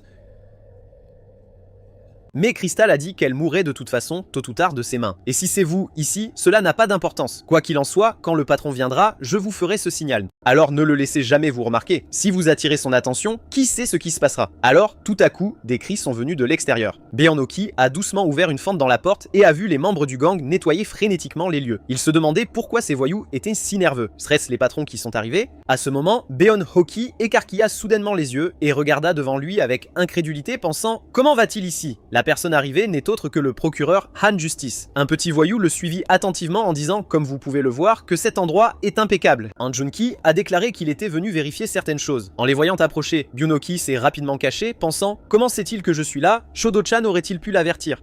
Il doit courir vite. À ce moment-là, Yoon Junki a dit à ce petit voyou qu'il cherchait quelqu'un. Le voyou a dit « Dis juste un mot et j'extirperai tous les cafards pour toi ». Soudain, Yoon Junki s'est arrêté net et a regardé devant lui avec surprise. De façon inattendue, il tomba sur Byun-Hoki qui s'apprêtait à s'éclipser. Byun-Hoki calcula rapidement dans son esprit quoi faire. Ne me dis pas que ce salaud m'a reconnu. Bon sang, dois-je le tuer maintenant? Oublie ça, je vais faire tapis. Puis il a balbutié à Han Junki. Je suis complètement une femme, tu sais. Je ne suis pas le genre de personne que vous pensez. Je ne sais pas ce que vous pensez, mais c'est un énorme malentendu. Quelques instants auparavant, Crystal avait tapé le dos de Byun-Hoki qui s'apprêtait à s'éclipser. Byun-Hoki la regarda nerveusement, ne comprenant pas ce qu'elle voulait dire, mais le doigt de Crystal pointait toujours devant la porte. La seconde suivante, il réalisa et comprit soudain l'allusion de Crystal. Car Crystal lui avait clairement dit plus tôt que lorsque le patron arriverait, elle donnerait ce signal. À ce moment-là, il doit partir immédiatement car personne ne sait ce que fera le patron après l'avoir vu. That is it. Est-ce que tu comprends? Si vous voyez ce signal, cet homme est le patron. En voyant Crystal faire ce geste, Byun-Hoki n'a qu'une pensée en tête. C'est absolument insensé, complètement fou, un fou complet et total qui a assassiné son propre membre de gang, puis a infiltré le PIK. Il a complètement blanchi son identité, rétabli une organisation criminelle et continue de se livrer à des activités illégales. Même après un délit de fuite, il garde toujours la bouche fermée sans vergogne. Ce salaud fou est en fait le procureur Han Justice. Même un comique n'oserait pas écrire ça. À ce stade, le petit voyou a présenté à Han Junki que Byun-Hoki était nouveau, quelqu'un présenté par Do-chan. Byun-Hoki tourna la tête et pensa « Il semble que ce genre de voyou puisse être utile dans des moments comme celui-ci. » Je veillerai à ce que votre peine soit réduite d'1 an au lieu de 100 ans. Après avoir entendu que c'est Chodu-chan qui l'a présenté, même si Han Joon-ki s'est senti un peu perplexe, il ne l'a pas pris trop au sérieux et s'est tourné pour partir. Il a demandé à ses subordonnés de bien garder cet endroit. Il surveille de près cet endroit. Byun-ho-ki, ayant échappé au désastre, était reconnaissant que Han Joon-ki ne l'ait pas reconnu. Il doit partir d'ici rapidement pour éviter de croiser à nouveau ce type. Soudain, Han Joon-ki s'est arrêté et a dit « Attendez un instant ». Le subordonné à proximité n'était pas sûr de lui parler, mais de façon inattendue, Han Joon-ki s'est retourné et a dit à Byun-ho-ki « Pouvons-nous parler seuls ?» Byun-ho-ki jura intérieurement. À ce moment, Crystal attrapa la main de Byun-ho-ki. Elle baissa la voix et dit « Yorin, ne viens pas avec lui. Je t'ai dit que c'était vraiment dangereux. » Même si Byun-ho-ki n'a pas compris ce qui a fait paniquer Crystal, il a maintenant encore plus de raisons de rester et d'enquêter. La puanteur de cet endroit est pire qu'il ne l'imaginait. Un espace complètement fermé rempli de personnes aux origines inconnues. Si tout ce que Crystal a dit est vrai, la personne qui manipule tout cela en coulisses est le procureur Han Justice. Puis Byun-ho-ki relâcha la main de Crystal. Il se retourna pour la rassurer sur le fait qu'il reviendrait certainement. Puis il s'avança à grands pas. Il a hâte de plonger directement dans le ventre de cette bête. Ce cher procureur est si mystérieux. Il est très curieux de savoir ce qu'il veut lui dire. Ensuite, Han Joon-ki a amené Byun-ho-ki dans un bureau et lui a immédiatement demandé « N'êtes-vous pas curieux de savoir pourquoi je vous ai amené ici ?» Byun-ho-ki a répondu « Vous êtes un excellent procureur, il doit donc y avoir une raison pour m'appeler ici. » Puis Han Joon-ki a demandé « Savait-il ce qu'était cet endroit avant de venir ?» Byun-ho-ki a déclaré que bien sûr c'était la meilleure plateforme de diffusion en direct. Soudain, Han Joon-ki a marché derrière Byun-ho-ki et a dit d'une voix grave « Quand même, veux-tu toujours diffuser en direct ici, même sachant que je suis un procureur redoutable? Je pense que cette question est un peu trop grossière pour être posée lors d'une première réunion.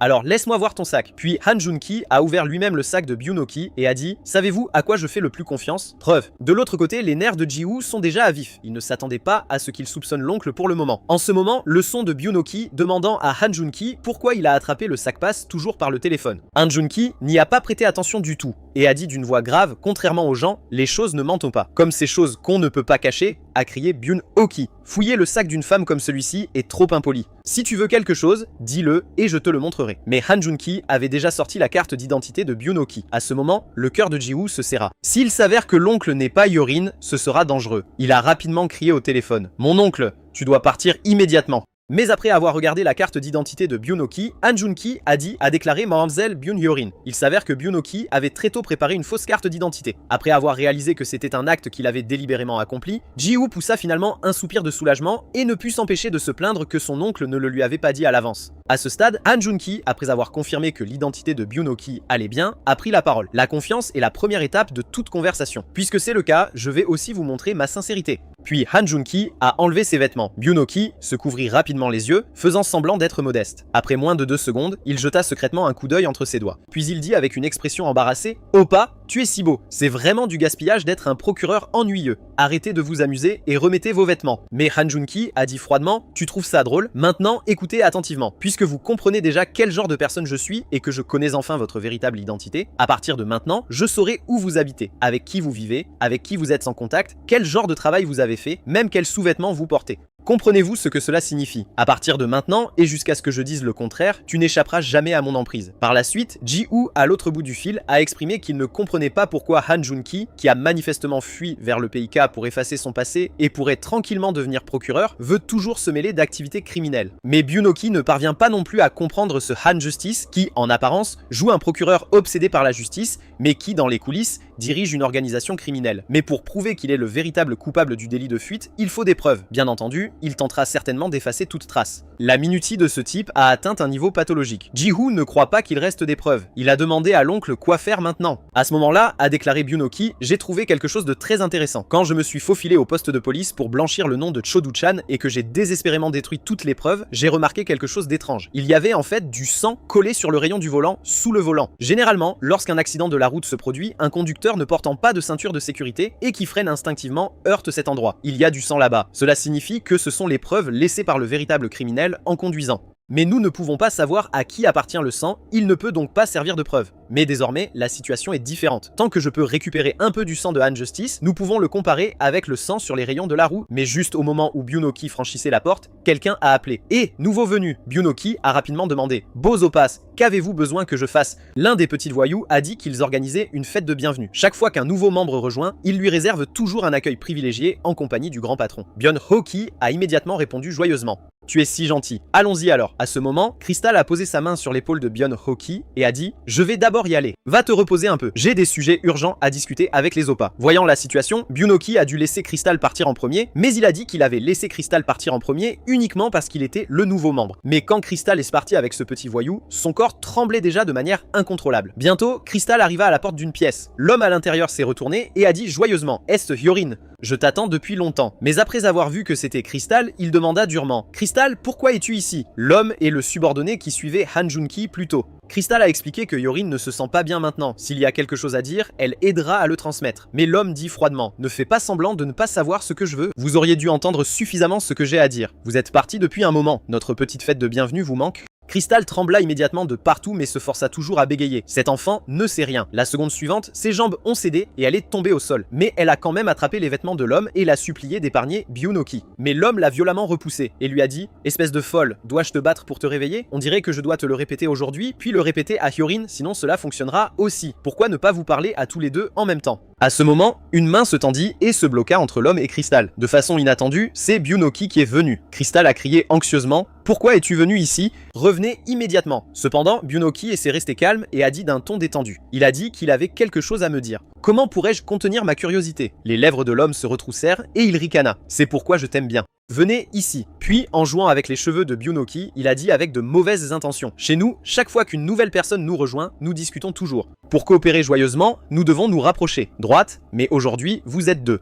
Je pense donc que ce sera une conversation à deux. Et je dois clarifier à l'avance, cette chambre est insonorisée. Savez-vous ce que cela signifie? Peu importe à quel point vous criez fort, les gens à l'extérieur n'entendront pas un seul son. À ce moment, Beon-hoki l'interrompit. C'est ton vrai visage, espèce de déchet dégoûtant et ignoble. La seconde suivante, Byunoki a jeté Crystal hors de la pièce et a claqué la porte. Mais Crystal se leva et frappa frénétiquement à la porte, disant à Hyorin d'ouvrir la porte rapidement. Elle ne peut pas laisser Hyorin expérimenter ce genre de choses aussi, dit l'homme avec une expression moqueuse. Je n'ai jamais vu une garce aussi fougueuse. Beon-hoki a répondu d'une voix grave, je suis très clair sur tout ce que vous avez fait jusqu'à présent. J'apprécie également les entretiens privés. Puis il s'est également préparé à se déshabiller, a déclaré l'homme sans inquiétude. Alors battons-nous et voyons qui gagnera. Je vais vous occuper pendant 3 jours et 3 nuits. Soudain, son regard se figea comme s'il voyait quelque chose d'incroyable. À ce moment-là, Byun-hoki a non seulement enlevé ses sous-vêtements, mais a même retiré sa perruque. Comment cet homme pourrait-il penser qu'il est réellement un homme? À ce moment-là, Byun-hoki a dit, comme vous l'avez dit, les jambes, les épaules, le crâne et tous les organes de votre corps, je peux tous les gérer. Mais l'homme n'était pas du tout tendu. Il a dit avec une expression féroce « Je suis dans le jeu depuis 10 ans entiers. Pourquoi est-ce que je continue à tomber sur ce genre de conneries? Espèce de petit punk, je ne sais pas ce que tu veux.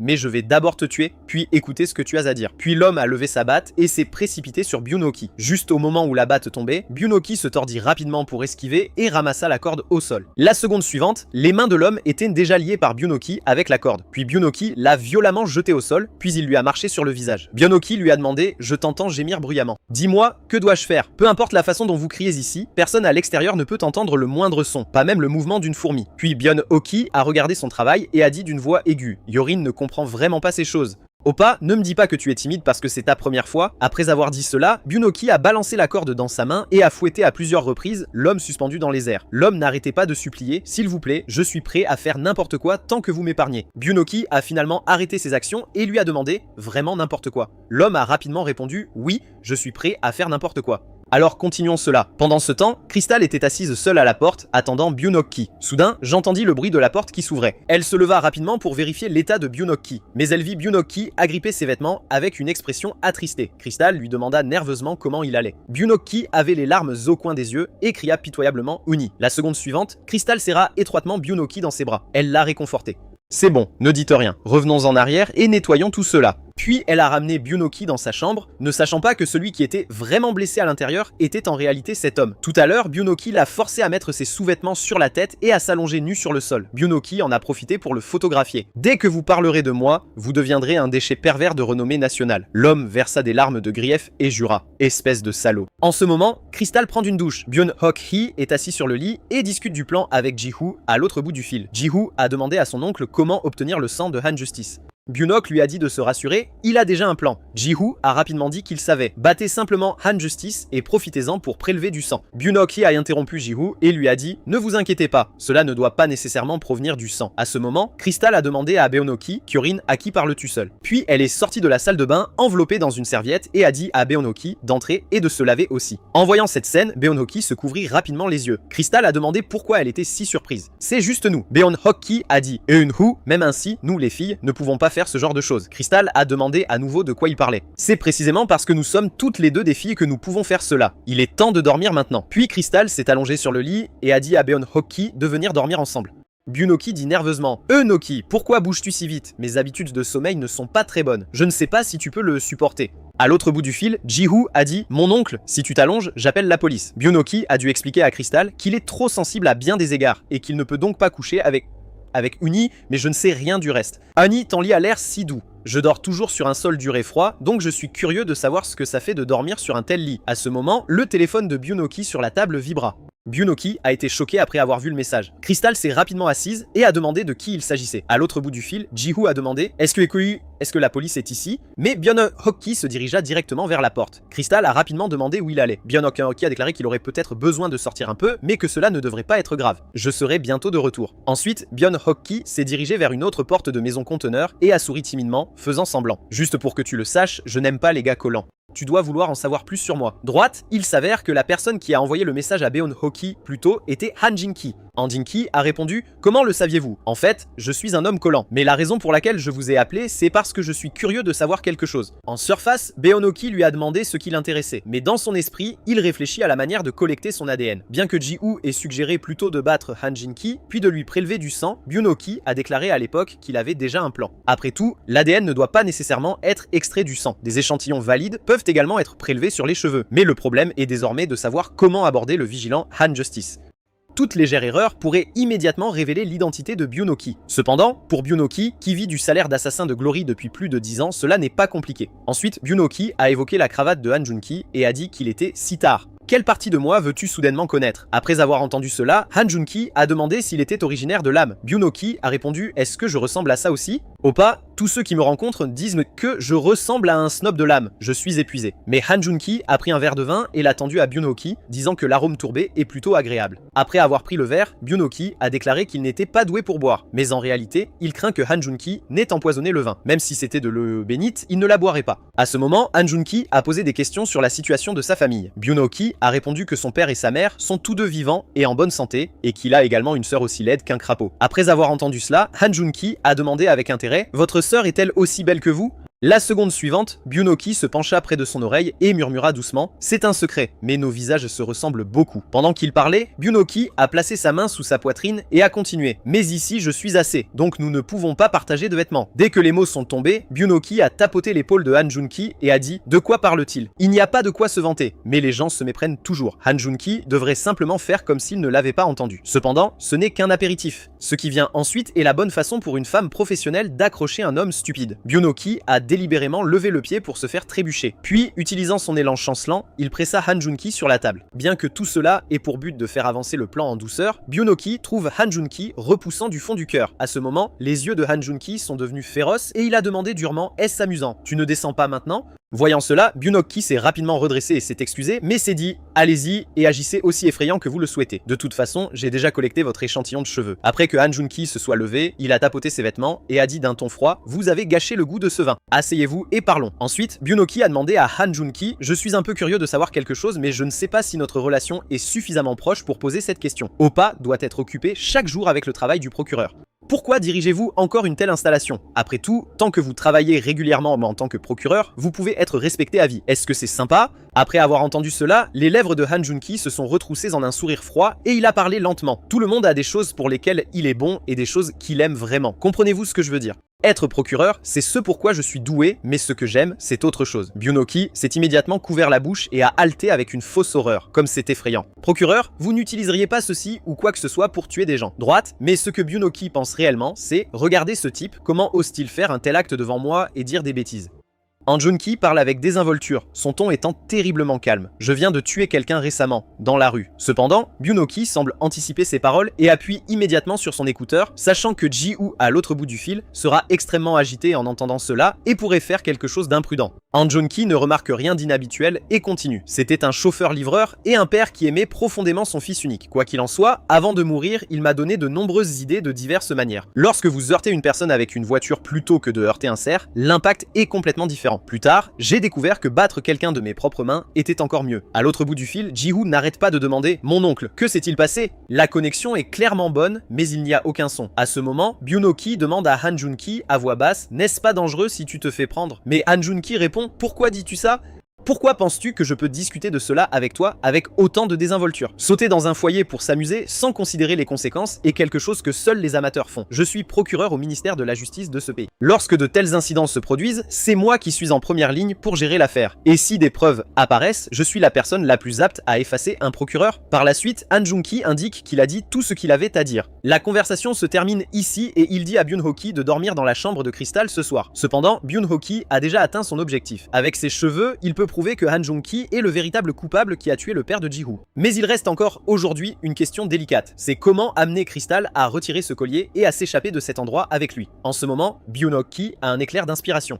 Il réalise soudain qu'il y a toujours eu une méthode aussi simple. Immédiatement, Byun-ho-ki se retourne et demande à Han Joon-ki « Cette voiture est-elle la vôtre ?» On voit Byun-ho-ki tenant une clé de voiture, voulant que Han Joon-ki l'emmène faire un tour. Kyorin n'a jamais été dans une aussi belle voiture. Et si on allait faire un tour en voiture maintenant, juste nous deux. Après tout, sous une surveillance aussi étroite, il est presque impossible de se faufiler en secret. Si nous ne nous faufilons pas, nous pouvons partir ouvertement et honorablement. Ainsi, vouloir montrer une voiture n'est qu'un instinct d'homme. Vous devez être à peine capable de contenir votre désir de l'afficher. Allez, entrez, chérie la justice. Cependant, les choses ne se passent pas comme espéré. Han Joon-ki dit sans intérêt « Pourquoi devrais-je faire ça ?» Byun-ho-ki s'y est déjà préparé. Il explique « Je suis juste très curieux de connaître cette voiture et je veux voir vos compétences de conduite. » Pendant qu'il parle, Byun-ho-ki fait soudainement semblant de ne pas se sentir bien, disant qu'il se sent un peu étourdi et qu'il n'a pas beaucoup été exposé au soleil ces derniers temps. C'est une carence en vitamine D. De façon inattendue, Han Joon-ki lui dit de le suivre. Il se retourne même et ajoute « Allons te chercher de la vitamine D. » Byun-ho-ki accepte immédiatement de manière coquette. Très bien, puisque vous l'avez dit ainsi. Ensuite, Yoon Joon-ki conduit avec Byun-ho-ki en courant sur la route. À l'intérieur de la voiture, Byun-ho-ki parle sans cesse des performances de la voiture, criant sur sa haute qualité alors que l'odeur du carburant s'échappe comme une brise. Yoon Joon-ki demande à Byun-ho-ki avec intérêt. Connaissez-vous beaucoup de choses sur les voitures ? Byun-ho-ki lâche instinctivement.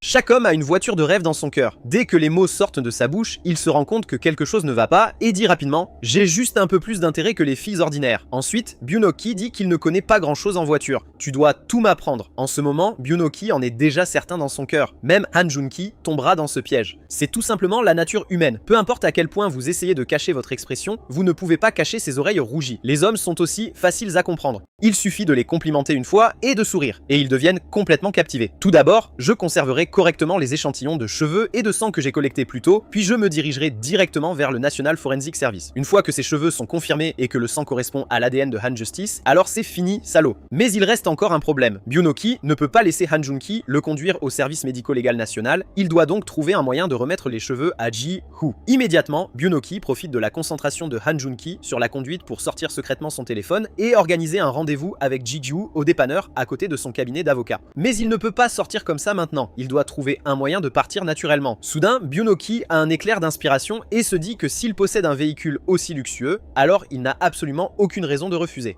Il s'éclaircit ensuite doucement la gorge et appelle doucement « Je pense que j'ai besoin d'uriner. » Non. Que dois-je faire? J'ai l'impression que je suis vraiment sur le point de me mouiller. Puis il pointe son doigt dans une direction et dit « Oh mon dieu, il y a un dépanneur juste là qui m'attend. Je reviens tout de suite. » Byun-ho-ki a déjà calculé que Han Joon-ki arrêterait définitivement la voiture. Parce que si Han Joon-ki n'arrête pas la voiture, Byun-ho-ki pourrait uriner. Tout le monde a le fantasme de faire pipi dans la voiture la plus chère de quelqu'un d'autre. Droite, comme Byun-ho-ki l'avait prédit, Han Joon-ki arrête finalement la voiture à l'entrée de ce dépanneur. Byun-ho-ki sautait rapidement de la voiture, laissant derrière lui les mots « Je reviens tout de suite ». Il se précipite ensuite dans le dépanneur et rencontre Ji-woo qui l'attend. Ji-woo lui demande « Que s'est-il passé ?» Byung-Woo qui dit qu'il a failli mourir mais ce n'est pas le sujet pour le moment. Immédiatement, il tend à Ji-Woo le sac contenant les cheveux de Han Joon-ki, lui dit de prendre ceci et de se rendre immédiatement au National Forensic Service. Juste après, il se précipite immédiatement à la caisse et demande au propriétaire s'il peut utiliser les toilettes. Le propriétaire reste un instant abasourdi et demande s'il a besoin des toilettes pour hommes ou pour femmes. Byung-Woo répond « Les toilettes pour hommes, bien sûr ». À ce moment, un rugissement de colère s'élève de l'entrée. « Avocat, je sais que vous êtes ici, sortez maintenant !» Après que Ji-Woo ait vu clairement qui criait, il était complètement choqué. Byung-Woo se décide instantanément. Il doit aller jeter un œil, mais il doit éviter d'être découvert par Han Joon-ki devant la porte. Il demande donc au propriétaire où se trouve la porte dérobée. Lorsqu'ils arrivent au cabinet d'avocat, ils ont tous deux l'air complètement incrédules, ne sachant pas comment ils ont connu cet endroit. Ceux qui ont trouvé cet endroit sont en réalité Woo Tae-jik et Hwang Chun-gil. Ce sont eux qui ont fait pression sur Ji-Woo pour qu'il rembourse sa dette ce jour-là. Le duo se lève, s'approche et dit « Trouver des gars comme vous est notre spécialité ». Puis Woo Tae-jik dit à Ji-Woo « On m'a diagnostiqué que j'avais besoin de 780 semaines de traitement. Je vais devoir rester à l'hôpital jusqu'à mon 60e anniversaire. Où est ton grand avocat maintenant ?» Byung-Woo ne s'attendait pas à ce qu'il ne soit pas reconnu, même s'il veut vraiment les tuer. Si son travestissement est découvert, cela causera beaucoup d'ennuis. À ce moment-là, Woo Tae-jik s'était déjà dirigé directement vers Ji-Woo. Ji-Woo répond précipitamment. Oncle est très occupé, donc il ne viendra pas aujourd'hui. Mais Woo Tae-jik sourit. Ne vous inquiétez pas, il existe un moyen très simple de faire venir l'avocat. La seconde suivante, le visage de Woo Tae-jik se rapproche de celui de Ji-Woo. Il lève soudainement la main et dit méchamment « Nous devons juste te battre à mort ». En voyant cette scène, Byung-Woo n'a d'autre choix que de les battre à moitié morts et de leur faire ensuite perdre la mémoire. À ce moment, quelqu'un saisit fermement le poignet de Woo Tae-jik en premier, arrêtant son mouvement. La personne qui est arrivée est en réalité Han Joon-ki, mais Woo Tae-jik ne semble pas connaître Han Joon-ki et demande s'il est aussi avocat. Byung-Woo ne s'attendait pas à ce que ce type arrive à ce moment précis et ne sait pas quoi faire maintenant. Ji-Woo à côté de lui était déjà abasourdi. C'est la première fois qu'il voit Han Joon-ki de ses propres yeux. À ce moment-là, les yeux de Han Joon-ki se tournent vers Byung-Woo et il lui demande « Est-ce les toilettes ?» Byung-Woo a immédiatement l'air embarrassé et explique que c'était trop bruyant à l'instant, alors j'ai couru pour jeter un œil. Mais il se dit qu'il semble que Han Joon-ki ne sache pas qu'il s'agit de son cabinet d'avocat. Il doit le sortir d'ici rapidement. Han Joon-ki ajuste ses lunettes et parle. Il s'agit d'un établissement commercial. S'il vous plaît, partez tranquillement maintenant ou j'appellerai la police pour intrusion illégale. Cependant, Woo Tae-jik dit avec un visage plein de dédain « Êtes-vous ami avec ce salaud d'avocat ? Alors aujourd'hui, nous mourrons tous ensemble. » Han Joon-ki prévient Woo Tae-jik avec un visage froid. Désormais, ne le provoquez plus. Mais Woo Tae-jik est indifférent. Provoquer Han Joon-ki, que peut-il y faire? Avant même que les mots ne soient terminés, le poing de Han Joon-ki se dirige déjà directement vers la zone située sous le menton de Woo Tae-jik. En un instant, il lance plusieurs coups de poing consécutifs sur Woo Tae-jik. En rien de temps, Woo Tae-jik tombe lourdement au sol. Han Joon-ki lui marche dessus avec un pied et dit froidement « Je vais découvrir toutes vos informations personnelles, où vous vivez, avec qui vous vivez et avec qui vous êtes connecté. Tous les crimes que vous avez commis tomberont entre mes mains sans manquer un seul détail. » À ce moment, Byung-Woo écarquilla soudainement les yeux. Parce que ce que Han Joon-ki tient dans sa main est en fait la plaque signalétique de son bureau. Byung-Woo ne peut que prier dans son cœur pour que Han Joon-ki brise cette plaque signalétique avec ce coup. Sinon, Han Joon-ki saura grâce à cette plaque signalétique qu'il s'agit de son cabinet d'avocat. Cependant, les choses ne se passent pas comme espéré. Le regard de Han Joon-ki parcourt la plaque signalétique et aperçoit le nom de Byung-Woo dessus. Ensuite, Han Joon-ki laisse Hwang Chun-gil et Woo Tae-jik s'échapper. Il ne s'attendait pas à une telle coïncidence. Immédiatement, Han Joon-ki prend la parole. Il semblerait que notre avocat Byung-Woo travaille dans un endroit qui ne voit jamais le jour. Puisque je suis là, je devrais au moins voir son visage une fois. Il a demandé à Ji-Woo « Peux-tu m'aider à appeler Byung-Woo maintenant ?» Ji-Woo dévie. Je pense qu'il n'a définitivement pas le temps de répondre au téléphone pour le moment. Mais à ce moment, Han Joon-ki saisit soudainement la main de Ji-Woo. Il dit si Byung-Woo répond au téléphone maintenant ou non. Nous le saurons quand nous appellerons. Appelez-le maintenant devant moi. Ji-Woo ne sait pas exactement quel est son objectif, mais appeler son oncle maintenant exposerait tout. À ce moment-là, dit Han Joon-ki, impuissant, il semble que j'ai fait une demande déraisonnable. Avant que Ji-Woo ne puisse réagir, il tendit directement la main et lui arracha le téléphone. Ji-Woo se précipite précipitamment pour attraper le téléphone, mais il est également clair dans son cœur qu'il n'a absolument aucune capacité à reprendre quoi que ce soit des mains de Han Joon-ki. À cette époque, Han Joon-ki a déjà composé le numéro de Byung-Woo. Si cela continue, le téléphone de mon oncle sonnera définitivement. Il doit arrêter Han Joon-ki. Mais à ce moment-là, le téléphone émet le message indiquant que le client est en communication. Ji-Woo se retourne instinctivement pour regarder son oncle. Il s'avère que Byung-Woo était déjà préparé lorsque Han Joon-ki l'appelle. S'il compose le numéro du téléphone de Ji-Woo en même temps, l'appel ne peut pas aboutir, donc son téléphone ne sonnera pas. Voyant que l'appel ne parvient pas à passer, Han Joon-ki n'a d'autre choix que d'abandonner et de rendre le téléphone à Ji-Woo. Mais juste au moment où Ji-Woo se tourne pour partir, Han Joon-ki tend la main et appuie sur son épaule pour l'empêcher de dire « Attends un instant ». étudiant. Ne nous sommes-nous pas déjà rencontrés? Le cœur de Ji-woo se serre soudainement. Ils se sont rencontrés à cause de son père. Bien que Han Joon-ki ne puisse pas le reconnaître pour le moment, s'il le découvre au cabinet juridique de son oncle, celui-ci sera en danger. À ce moment, Byun-ok ne peut s'empêcher de serrer le poing. Il s'avance rapidement, reliant son bras à celui de Han Joon-ki et dit « Son visage est trop commun maintenant. Chaque classe a un visage comme celui-ci. On part vite, je veux bientôt passer à la télé. » Mais Han Joon-ki secoue soudainement la main de Byun-ok, puis il attrape la veste de Ji-woo. Ji-woo lui crie de lâcher prise, sinon il le dénoncera. Mais Han Joon-ki rapproche soudainement son visage de celui de Ji-woo et parle. « Combien de temps vas-tu continuer à faire comme si tu ne savais pas ? Kim Ji-woo ?» À ce moment, Han Joon-ki l'interroge froidement. « Pourquoi es-tu dans le bureau de Byun-ok ? Après tout, Byun-ok est l'avocat de la défense de Cho Ji-chan. »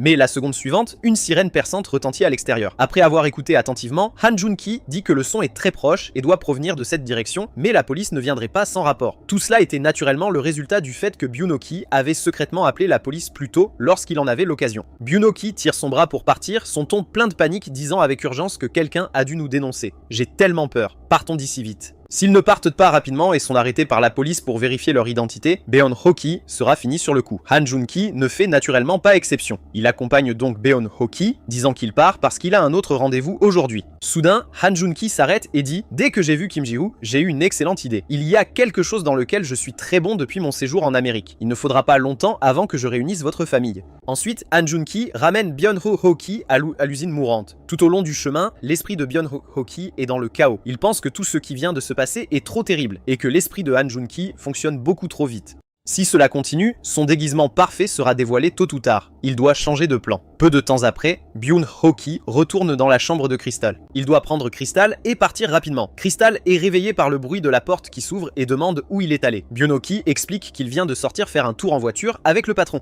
Après que Byun-ok soit arrivé au lit de Crystal, Crystal continue de lui tapoter le dos avec colère, très inquiète dans son cœur qu'il ait été victime d'intimidation par quelqu'un. Soudain, Crystal arrête de tapoter et devient complètement immobile. Byun-ok se retourne, confus, et demande ce qui ne va pas. Il voit Crystal parler doucement. « S'il te plaît, tu dois faire attention. » Il ne sait pas encore à quel point cet endroit est dangereux, mais Byun-ok lui demande « Si cet endroit est vraiment si dangereux, pourquoi ne pars-tu pas ?» Crystal balbutie instantanément, ne sachant pas comment lui expliquer. Voyant cela, Byun-ok tend la main et serre fermement la main de Crystal en disant sérieusement « Sortons ensemble, je vais t'aider à t'échapper, nous devons partir naturellement. » Byun-ok ne s'attendait pas à ce que cette tactique fonctionne réellement, mais si cela continue, être découvert n'est qu'une question de temps. Qui aurait cru que Crystal crierait soudainement « Tu mourras, lâche ma main ». Elle tremble de partout et dit en tremblant « Si nous essayons de nous échapper, nous mourrons tous les deux. » Byun-ok lui demande soigneusement ce qui se passe exactement. Crystal semble se rappeler des souvenirs douloureux et dit lentement qu'avant, un manager et un streamer se sont rencontrés ici, sont tombés amoureux l'un de l'autre et ont décidé de s'enfuir mais ont été attrapés sur le coup. Ils ont menacé cette fille, ont battu son petit ami avec une batte cloutée et ont enregistré tout le processus. Ils ont même forcé la jeune fille à se déshabiller. À cette époque, Crystal était encore une nouvelle venue et ils lui ont ordonné d'essuyer le sang sur le sol. Alors qu'elle était agenouillée sur le sol, tremblante de peur, un homme l'a soudainement saisie fermement par derrière et l'a menacée en lui disant que si elle ne voulait pas finir comme son prédécesseur, elle devrait se comporter. Plus tard, Crystal a appris que la femme avait finalement été vendue quelque part par eux. C'est la vérité sur cet endroit. Après avoir écouté, le visage de Byun-ok s'assombrit et il dit froidement qu'ils devraient tous être castrés collectivement. Mais Crystal ajuste rapidement ses émotions et le réconforte avec un sourire.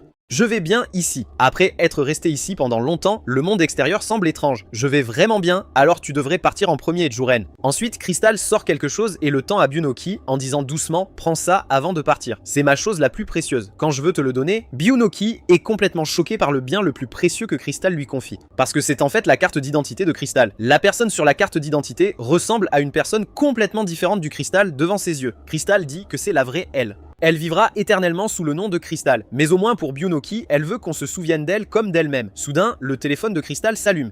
Il s'agit en fait d'un appel de Han Joon-ki. Après que Crystal ait répondu à l'appel, Han Joon-ki dit qu'il y a un problème urgent concernant le streaming et lui dit, ainsi qu'à Yorin, de venir immédiatement dans la zone de streaming C. Quand ils arrivent sur place, a mentionné Han Joon-ki. Byun-ok protège Crystal derrière lui et demande à Han Joon-ki « Qu'est-ce qui est si urgent que tu veux dire? Avez-vous prévu une surprise incroyable ?» Byun-ok ne sait pas exactement quel plan ce salaud prépare. A-t-il déjà été exposé? À ce moment-là, Han Joon-ki dit à Byun-ok « Vous devez commencer à travailler immédiatement à partir de demain, alors installons d'abord la salle de streaming. Entrée. » Immédiatement, ils entrent dans une salle de streaming entièrement décorée selon un agencement de wagons de train. Byun-Hoki dit en plaisantant de quel genre de pièce s'agit-il. Le but de sa construction semble un peu suspect. Il sent soudain que quelque chose ne va pas. Il n'y a qu'une seule entrée ici et elle se trouve juste derrière Han Jun-ki. À ce moment-là, la voix pressante de Han Jun-ki vient de derrière. Puis il dit Hyorin a grandi dans une famille aimante au moment où Byun-Hoki se retourne. Il voit en fait Han Jun-ki tenant une arme pointée sur lui, lui demandant avec un visage plein de folie. Vous n'êtes pas au courant ? Savez-vous quelles sont les règles ici? Le principal critère de sélection des streamers est qu'ils ne doivent pas avoir de famille. Si quelque chose arrive, les conséquences sont très difficiles à nettoyer.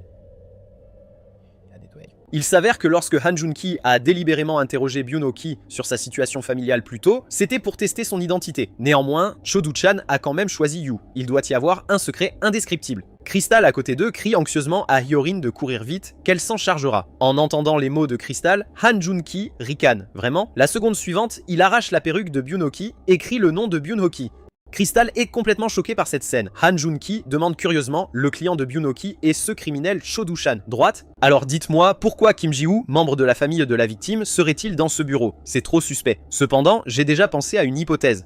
Et s'il prenait simultanément en charge les dossiers du côté du suspect et du côté de la victime, Crystal prononce pensivement le nom de Byun-Hoki. Elle semble l'avoir entendu quelque part. La seconde suivante, elle se souvient enfin. Il s'avère que Hyorin est en fait la personne qui a déjà eu un rendez-vous d'une journée avec elle. Han Jun-ki dit à Crystal que cette personne nommée Byun-Hoki vous a approché dès le début juste pour vous utiliser. Il vous a trompé du début à la fin. Il vous a soigneusement cajolé juste pour obtenir ce qu'il voulait. Après cela, il vous abandonnera. How about it? Am I wrong, Mr. Byun-Hoki? But Byun-Hoki remained silent throughout. Han Jun-ki dit avec une expression enjouée « Je peux t'aider ». Puis il tend l'arme à Crystal et lui dit de se détendre. La personne en qui vous aviez confiance vous a poignardé dans le dos. Vengeons-nous de ce sale humain, mais Crystal n'arrive toujours pas à croire que Byun-Hoki serait ce genre de personne. Elle ne peut pas accepter que tout ce qu'elle a partagé avec Hyorin depuis le début n'était que des mensonges soigneusement fabriqués et qu'il a osé la tromper et l'utiliser. Cela ne doit pas être vrai.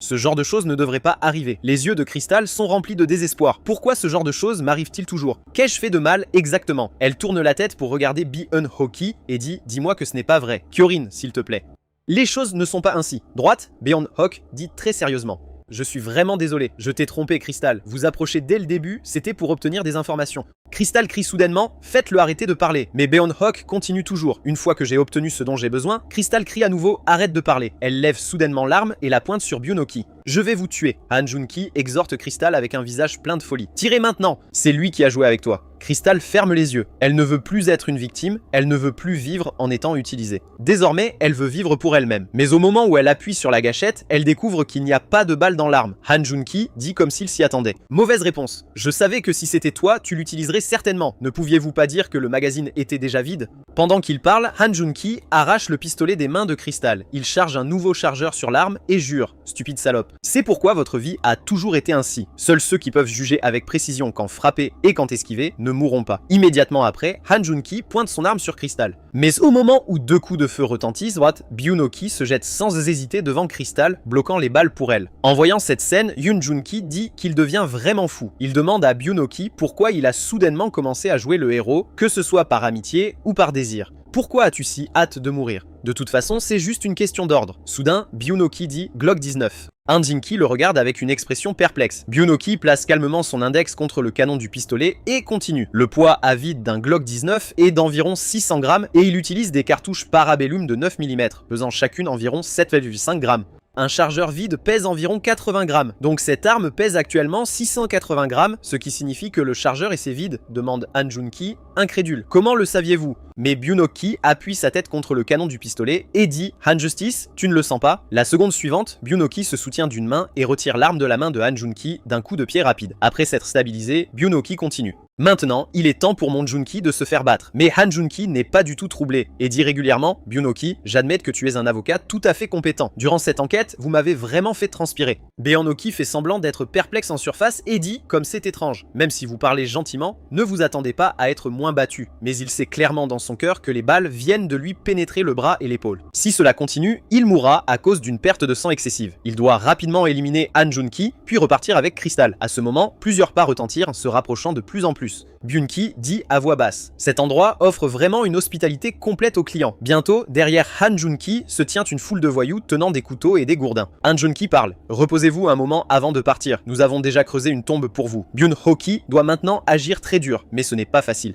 Heureusement, il a évité les artères plus tôt, mais avec une perte de sang aussi importante, il peut tenir 10 minutes maximum. Immédiatement, Byunoki s'assoit sur un siège à proximité, pensant sa blessure tout en discutant. Han Justice, je veux vraiment savoir pourquoi les performances des armes à feu sont-elles si mauvaises récemment? S'agit-il d'armes jouées? Ma prostate n'a même pas bronché. Han Junki lui dit d'essuyer au moins sa sueur avant d'agir cool. Puis il demande à Byunoki où avez-vous caché les preuves de ce délit de fuite. Byunoki dit qu'il ne sait pas. Peut-être que les preuves ont également commis un délit de fuite. Han Junki dit indifféremment, ça n'a pas d'importance. Si tu ne veux pas parler, alors ne parle pas. De toute façon, cette affaire finira par tomber au fond. Vous êtes avocat. Donc vous le savez très bien. Droite, lorsque la personne qui détient les preuves disparaît, les preuves perdent leur sens. Bien Oki sait bien qu'il est presque impossible d'échapper à tant de monde. Crystal est toujours dehors maintenant.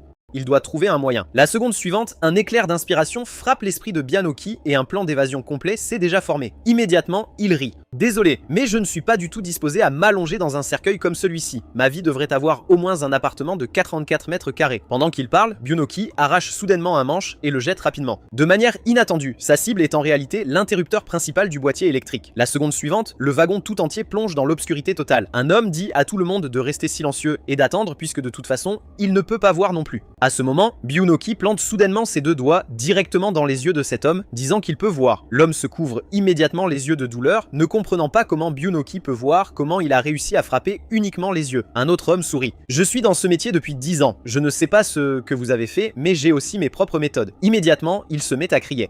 À partir de maintenant, écoute-moi attentivement. Shang-Ji, Daigil, Jang-won, taisez-vous et sortez vos téléphones pour allumer les lampes de poche. Ce type ne connaît pas ses noms, donc il ne peut pas attaquer. Pendant qu'il parle, il tâtonne pour sortir son propre téléphone tout en ricanant et en répétant « Nous sommes dans l'ère de la haute technologie du 21e siècle ». Baeon Hoki jure à travers les dents serrées « Putain de salaud », osant réellement utiliser son cerveau, mais il change soudain de ton et rit. Le savez-vous? La seconde suivante, deux voyous sont renversés successivement par Byunoki. Immédiatement après, un autre voyou est violemment projeté au sol. L'homme d'origine tremble instantanément de partout, ne comprenant pas comment Byunoki peut tout esquiver dans l'obscurité tout en frappant avec précision. Comment il parvient à attaquer uniquement les points vitaux avec précision. Il réalise soudain qu'il semble en avoir entendu parler quelque part, même dans des endroits sombres, comme s'il possédait une vision, étant capable de voir et de percevoir toute chose. Ce à quoi l'homme pense, c'est le super pouvoir de l'écolocation. Il dit, avec une expression choquée, comment ce salaud pourrait-il avoir une telle capacité? Byunoki est complètement sans voix face à lui. Ces voyous fantasment toujours sur des choses étranges. Il sourit alors et dit « Notre ami gangster, quelle heure est-il maintenant? Nous sommes à l'ère de la haute technologie au 21e siècle. Ces casques VR récents sont-ils tous équipés de fonctions de caméra infrarouge? En d'autres termes, à mes yeux en ce moment, vos visages féroces et vicieux sont plus brillants que votre avenir. Ensuite, c'est à votre tour de vous faire battre. »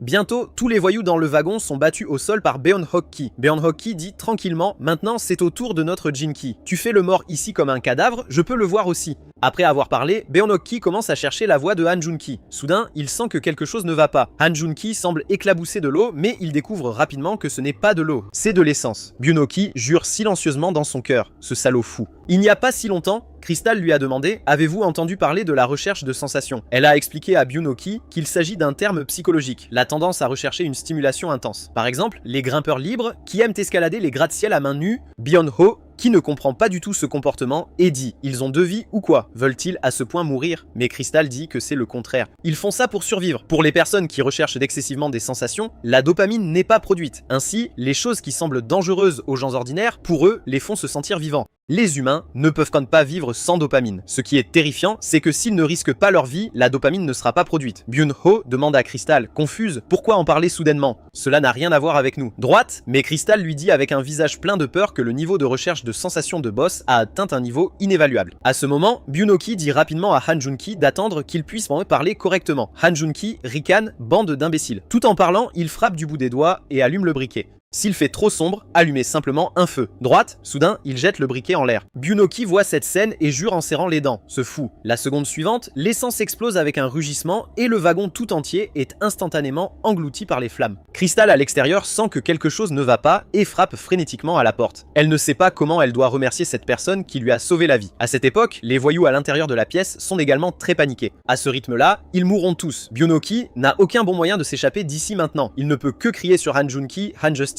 Qu'est-ce que tu fais exactement? Vous êtes procureur du PIK, pourquoi essayez-vous de détruire la tour que vous avez soigneusement construite? Après avoir entendu cela, Han Junki parle avec une expression de joie sur le visage. Autrefois, je voulais vivre une nouvelle vie avec une table rase et j'ai travaillé dur et follement. Quels que soient les efforts que j'ai déployés, j'ai obtenu autant de résultats. Peu importe le prix du vin, le charme de la femme, rien ne pouvait satisfaire mes désirs. La capture de criminels vicieux pourrait-elle satisfaire ses désirs? En fait, bien avant, Han Jin-ki avait traité une autre affaire impliquant Cho-doo-chan. À cette époque, Cho-doo-chan était très peu coopératif lors des interrogatoires. Après tout, il n'y a pas de peine de mort dans le PIK, alors des voyous comme lui osent être si sans scrupules. Et Han Jun-ki a des méthodes difficiles pour ouvrir la bouche des criminels. Face à l'attitude arrogante de Cho-doo-chan, Han Jun-ki a naturellement eu recours directement à la torture. Après avoir terminé, il a directement dit que c'était l'automutilation de Cho-doo-chan. C'était précisément la raison pour laquelle Cho-doo-chan craindrait plus tard Han Jin-ki. Cependant, Han Jin-ki ne ressentait aucune stimulation de ce genre de vie et ne comprenait pas ce qui n'allait pas. Après réflexion, il trouva enfin la réponse. À ce moment, Han Jin-ki sombre complètement dans la folie. Il se serre fermement le cou. Seul le fait de vivre sur le fil d'un couteau peut lui faire produire de la dopamine, lui faire vraiment sentir qu'il est toujours en vie. Puis il ricane. Dès la première fois que je t'ai vu, j'ai senti que nous étions le même genre de personne. Comme si j'avais rencontré un frère, mon humeur est soudain devenue très excitée. Alors aujourd'hui, ici même, un seul d'entre nous peut